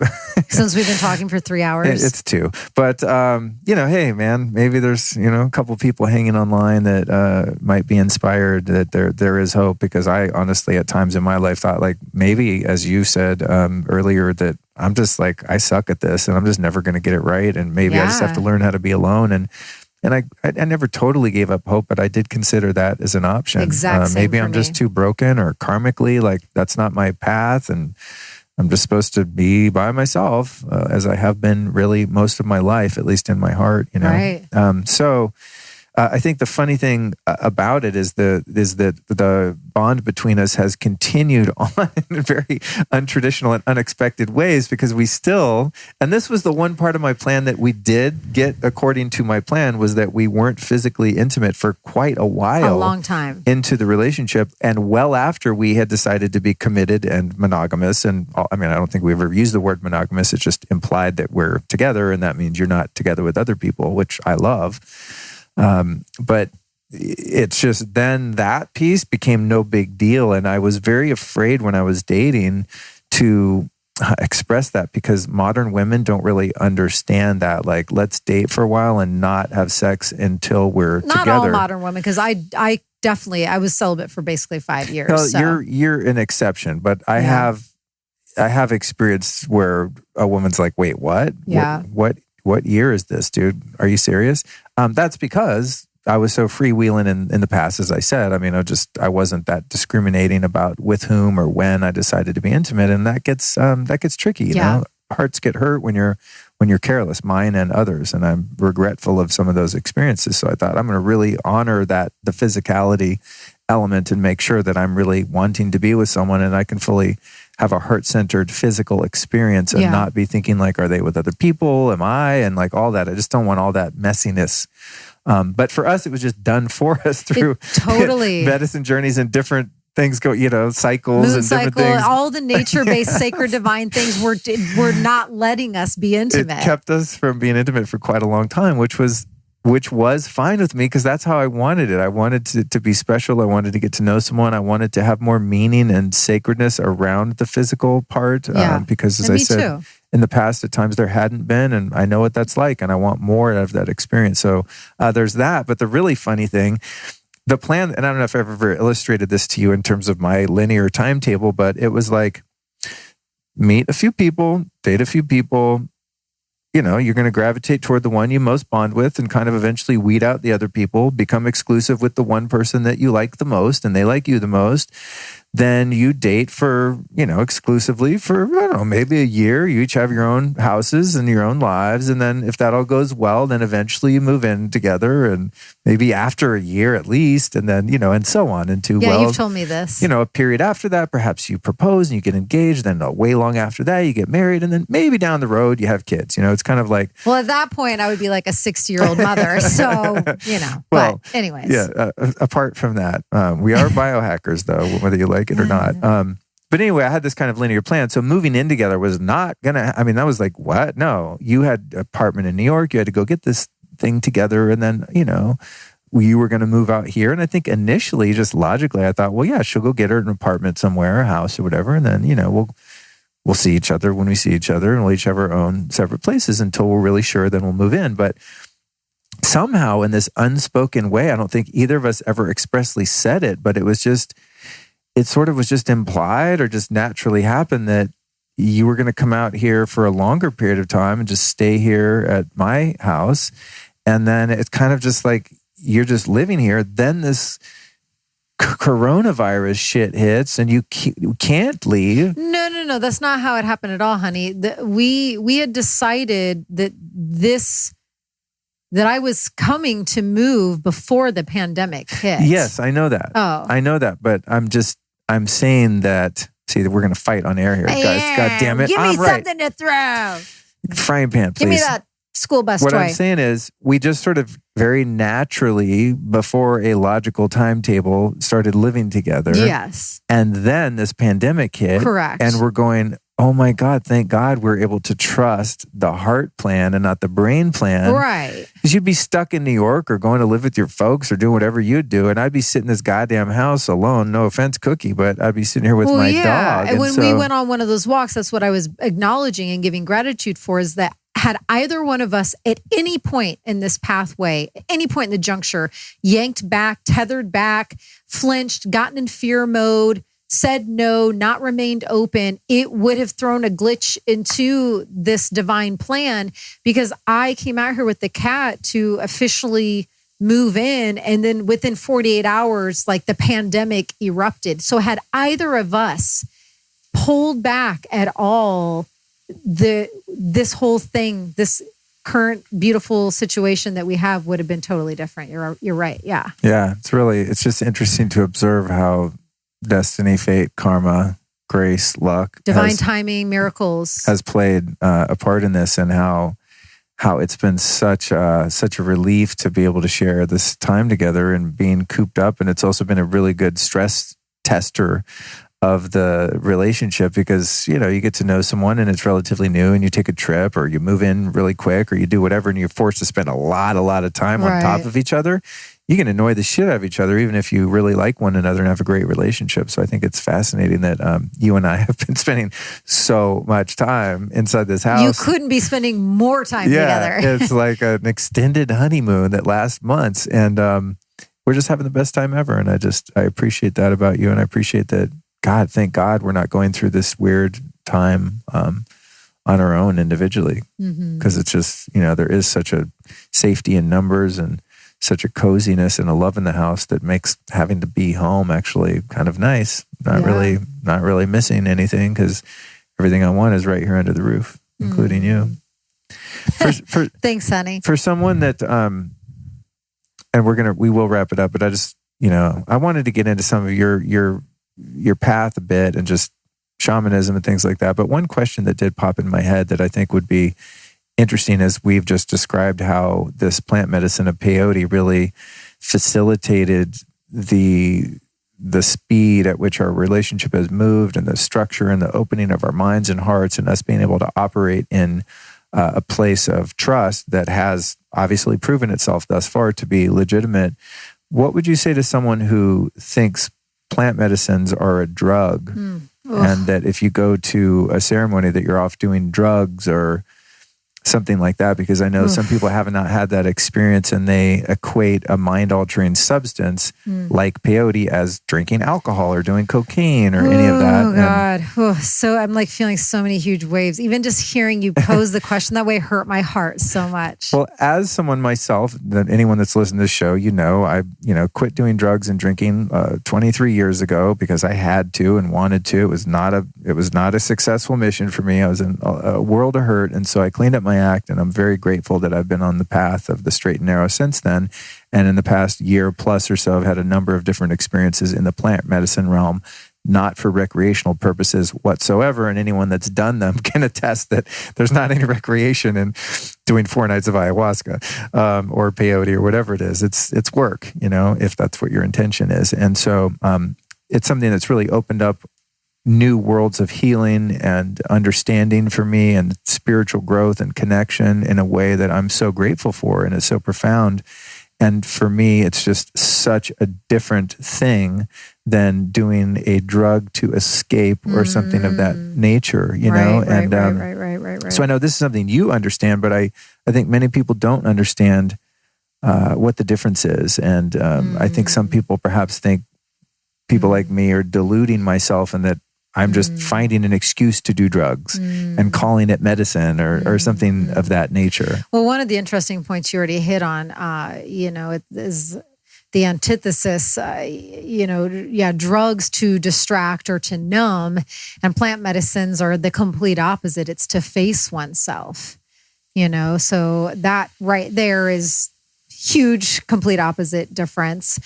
So for me, I won't get into it too long because I know we've got to wrap soon, but the place from which I operate from shamanically when it comes to plant medicines is you only work with a plant medicine if it calls to you, because each of these plant medicines have a spirit. They are a living spirit.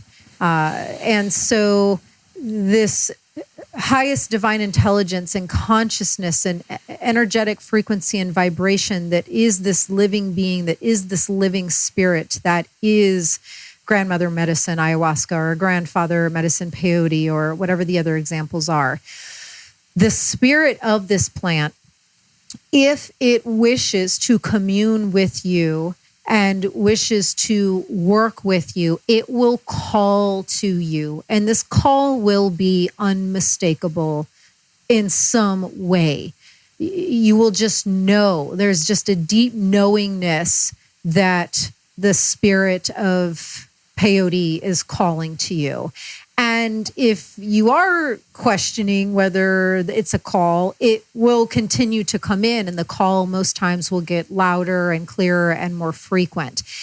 And so in my journey, after my divine intervention and spiritual awakening day, I then set out on a quest to just heal and whole myself. It was never a quest to become a shaman. It was in my devotion to heeding the calls and the guidance from my surrender moment to Great Father, Sky, Great Spirit, God, Consciousness Source, and down into Great Mother Earth, Pachamama Gaia, surrendering to those places and asking for their guidance. They would show me the different healers I needed to go to heal myself. In that devotion to that healing work, I had done enough practices that my internal light body and frequencies and codes had turned on. The ancient wisdom of my calling had turned on, that I am a shaman. And I had been a shaman and on the shamanic path for many, many, many years, having never done a plant medicine. And in fact, I, at some point, actually kind of started, I'm not proud of this, but I started to pride myself on the fact that I was a shamanic practitioner who had never done plant medicines, because there's so many misconceptions and misunderstandings and confusions around shamanism in general. And one of the biggest is that it automatically equates to plant medicine usage, and that is not true.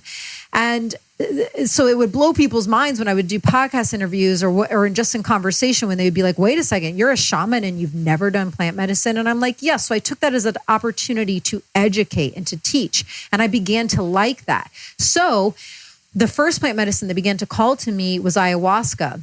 And I know there's not time, unfortunately, for me to get into these really wild stories, how they presented, and just the way it all came to me is really, really wild and miraculous. But I really had to question in that first ceremony that I actually didn't even know was going to turn into a plant medicine ceremony. It's very wild. But then I had to confront that within myself of like, oh, I need to let this identity go that I'm a shaman who has never done plant medicine or never worked in a sacred way with plant medicine. So I had to really let that identity break down. And I have just, in a most honoring and sacred way, only worked with the medicines that have called to me. And that's how I do it. And that's how I advise it, because they will provide to you with wherever your soul is at. It will provide to you whatever energetic medicine, messages and guidance that your soul needs at that time for your evolution to go where you need to go next. And that's the beauty of it. You may work with ayahuasca once and grandmother spirit gives you what you need, and you may never hear the call to work with that plant medicine again. And that might actually be your journey with plant medicine, is that one ceremony. Or you may continuously, like some people feel then called to open up a facility. The call for that particular medicine grows to that magnitude. Or for me, it was just a couple of grandmother medicine ceremonies. And then the call, gosh, I wish I had time to tell the peyote story, but I don't. The way that came in was so pronounced and just so deep and profound for me. The call, I will just continue to honor it when and if it comes in. And if it never comes in again, I'm fine with that, because I live by the calls. And that is personally how I feel these spirits and these highest intelligences and consciousness and plants should be worked with. They should never be worked with in a dishonoring way. They should be done only with the highest of intentions, facilitated by people that devote their life to these practices, that take sacred oaths to work with these medicines and do it in the most reverent way. And that is just what I choose to do. And that's what I advise people to do. I don't know if that even answered your question, but that's what came out. Well, it certainly was passionate. Okay. Yeah, you get me talking about shamanism and yeah. Well, I think in the context of, wrapping up the story of how that is the most sacred work, and recreational drug use is not that. Yeah. Well, I think what's interesting is, the fruits of our experience would have been much different had we gone to the desert and went on a Coke binge for 2 days, or a drinking binge. I cannot even just hearing you say that feels so weird. But that's how, that's the contrast between those experiences. Like, the opposite of escaping, as you said so correctly, the opposite of escaping from your current reality. Medicine's done with the right people at the right time in the right way, bring you deeper into yourself and into reality, however uncomfortable that even might be at some point. Or in other circumstances, for me, those experiences have been absolute, sheer, utter bliss, oneness, and communion with God, And for anyone that's not had that type of experience brought about through medicines, that could sound unlikely or impossible. But when you've been there, you just know. And I just think that piece of our relationship is really interesting and something that I'm glad we had the opportunity to share and experience together, because as you said earlier, part of my vision was someone that was open-minded to that experience, but is also not someone who does habitual recreational drugs or alcohol, and no judgment against people that do. My hat's off to you. Have fun. Have one for me.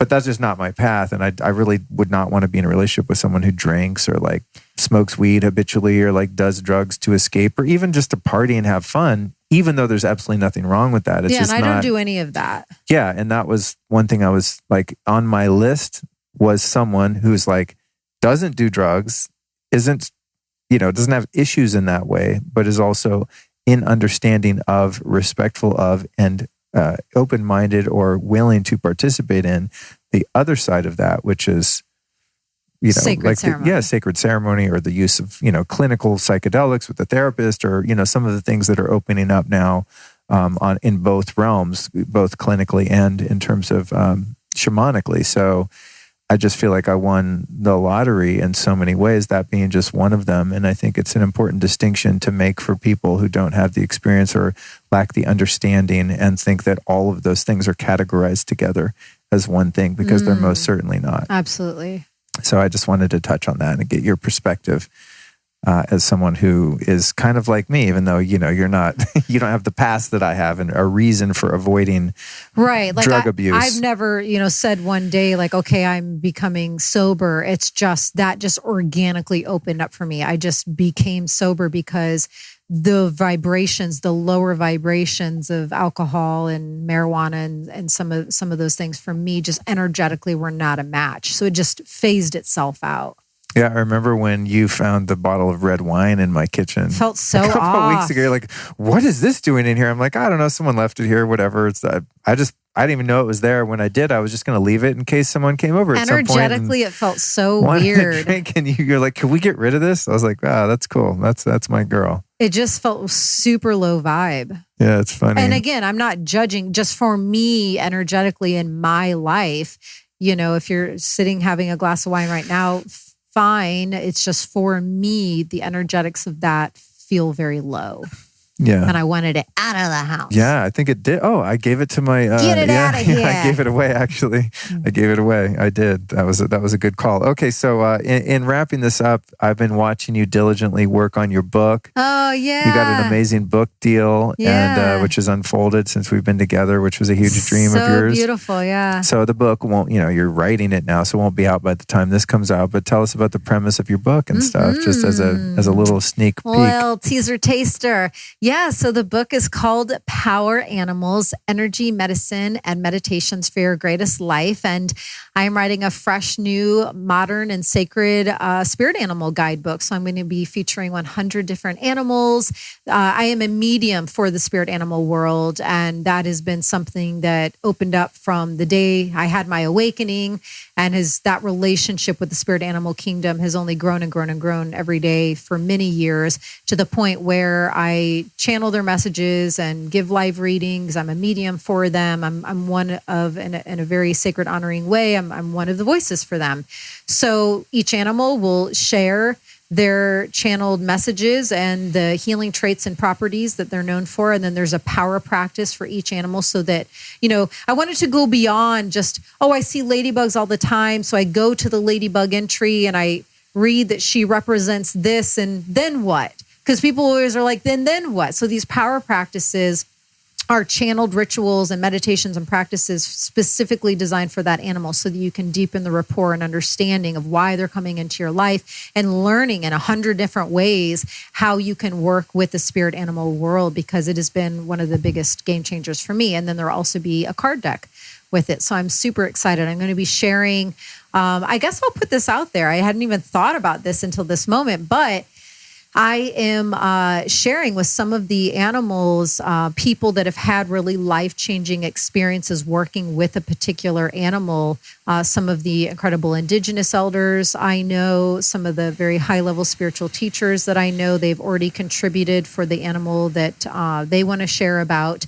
and celebrities, just different people. So I don't even know where they'll submit their responses, but if somebody is listening and you've had a really life-changing sacred experience working with a particular animal, maybe send a message to one of us and perhaps AlysonCharles.com. Yeah, you can go to my website. Contact form. Yeah, there's a contact form. Okay, thanks for helping me out with that piece, because I was not going to say this at all. But if you feel called and your story feels in alignment, then maybe I'll get back in touch and you will perhaps be one of these stories in the Power Animals book. Yeah. Awesome.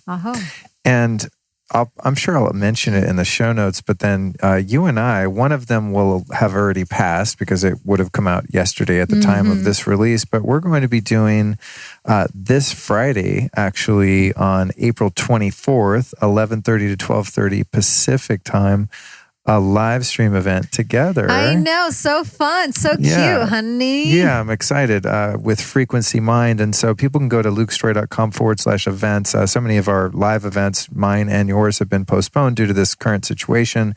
So everyone's kind of coming up with unique and creative ways to spend time together online. So we'll do that together this Friday. Yeah, it's really cool. And then tell us about your online course that you've also been working very hard on. I have. I've really poured my heart and soul into this, so thank you for asking. It's called Soul Reboot Spirit School, and I had done a first version of this past summer, and it was so life-changing for all the participants that I knew I wanted to do another round. So the irony of divine timing, I filmed this version of Soul Reboot Spirit School in San Francisco to camera, so it can be available to anyone across the world. And it was like the next day that the pandemic broke out. And when I was asking myself, how can I, because I was deep diving once this erupted and really learning the new energy systems, and I wasn't feeling very activated on social. And I kept asking, how can I be most of service? And one of the ways and one of the answers that came through, it was genuinely through this course. So it's a 9-class online course, and every single class I guide you in different really, really potent and powerful shamanic journeys and meditations to explore pretty much, we're covering a lot of the dimensions and facets of ourselves. There are guided shamanic journeys to meet your core power spirit animal, or if you already know that one, you can call the animal forward that wants to work with you most at this time. There's past life journeys. There's shadow work journeys for you to face and transcend your greatest fears, which is an absolute vital key in embodying your greatest power.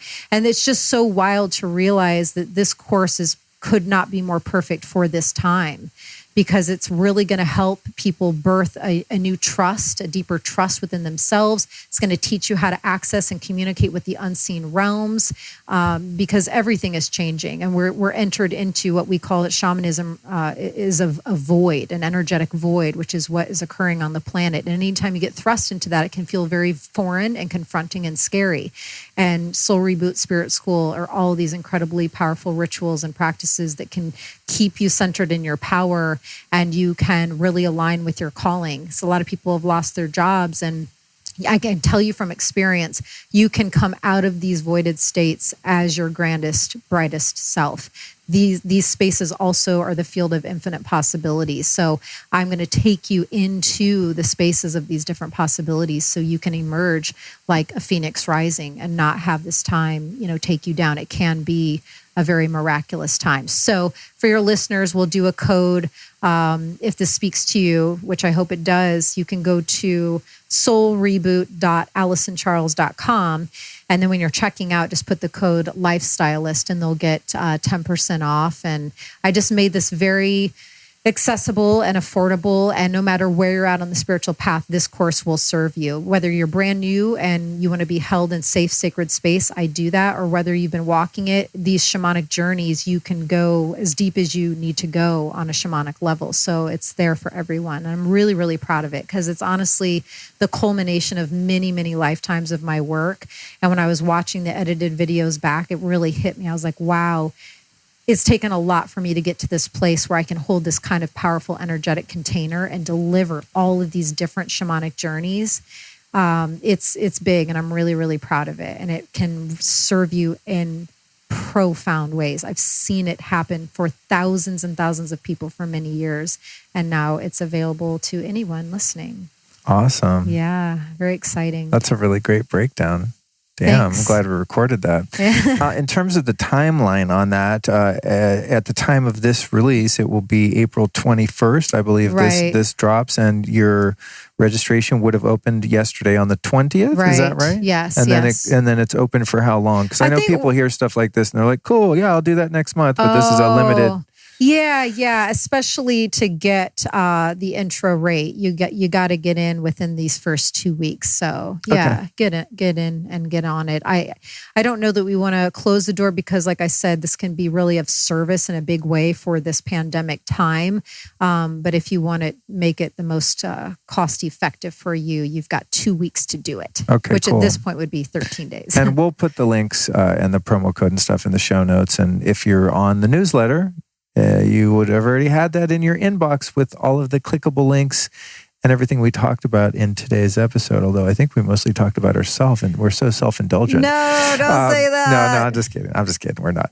If anyone made it to the end of this, they don't think that because they learned something. But in all seriousness, if you go to lukestory.com/newsletter, you will get the newsletter for next week's episode and everyone after that with the complete show notes and clickable links and anything mentioned every episode. And that's also going to have a link in that newsletter for complete transcripts of every episode. So every word spoken on this podcast from now on is written out, and you can get that by going to lukestory.com/newsletter. Wow. So there, bunch of family plugs in there. And with that, my darling angel, sweetheart, I just want to say I love you so much. You're such a stellar woman. You're an inspiration to me, and your kindness and wisdom and integrity and honesty and commitment to your own evolution and growth and everything about you is just fantastic to spend time with. And there's no one else I would rather share the end of Western civilization with. You can't top that. You could not have put that better. You know how much I love you. I mean, I'm grateful beyond words that the good Lord brought us together. It's truly a miracle. And you're the most inspiring person I've ever met. And for those that don't know your backstory, I hope that they can locate it somewhere and learn it, because you have faced and traversed some of the darkest, scariest waters and come out just like such a shining, beautiful king. So thank you for treating me so well. And my last words of wisdom are, do not settle. Because so many times in my path, like after going through such a traumatic previous, very long-term relationship and having so much PTSD and having to do so much deep work around that, I could have chosen, to stay single and not that there's anything wrong for those people that choose that. But for me, I wanted to be in partnership, and all those years of being celibate, there were opportunities where I could have dated or could have been with someone. And that deep self-love that it comes back to just wouldn't let me settle. And I just thought, well, I just prayed, and you just treat me so incredibly well and just honor me, and you blow my mind every day. So thank you for loving me the way that you do. It's so liberating and so empowering, and you want me to succeed. You don't try to hold me back and stop my light. It's what I've always wanted. I wanted someone who would see my power and want it to grow. And you do that for me. And I cannot thank you enough. Amen. Amen. Aho. So there's a very special episode of the Lifestylist Podcast. Thanks for joining us, folks. There'll be many more. We have plans, you guys. So if you enjoyed this conversation, you look forward to many more, and some co-hosting and some fun things we have in mind, including as I said, this Friday, our live stream where we're going to do some guided meditations. Love and Shamanic Medicine, birthing your greatest life from the void. You're going to guide a meditation and I'll take them on a shamanic journey. Yeah, it's going to be rad. So I'm excited to work with you too. Excited to work with you, honey. All right, you guys, we're out of here. Thanks for listening. Bye.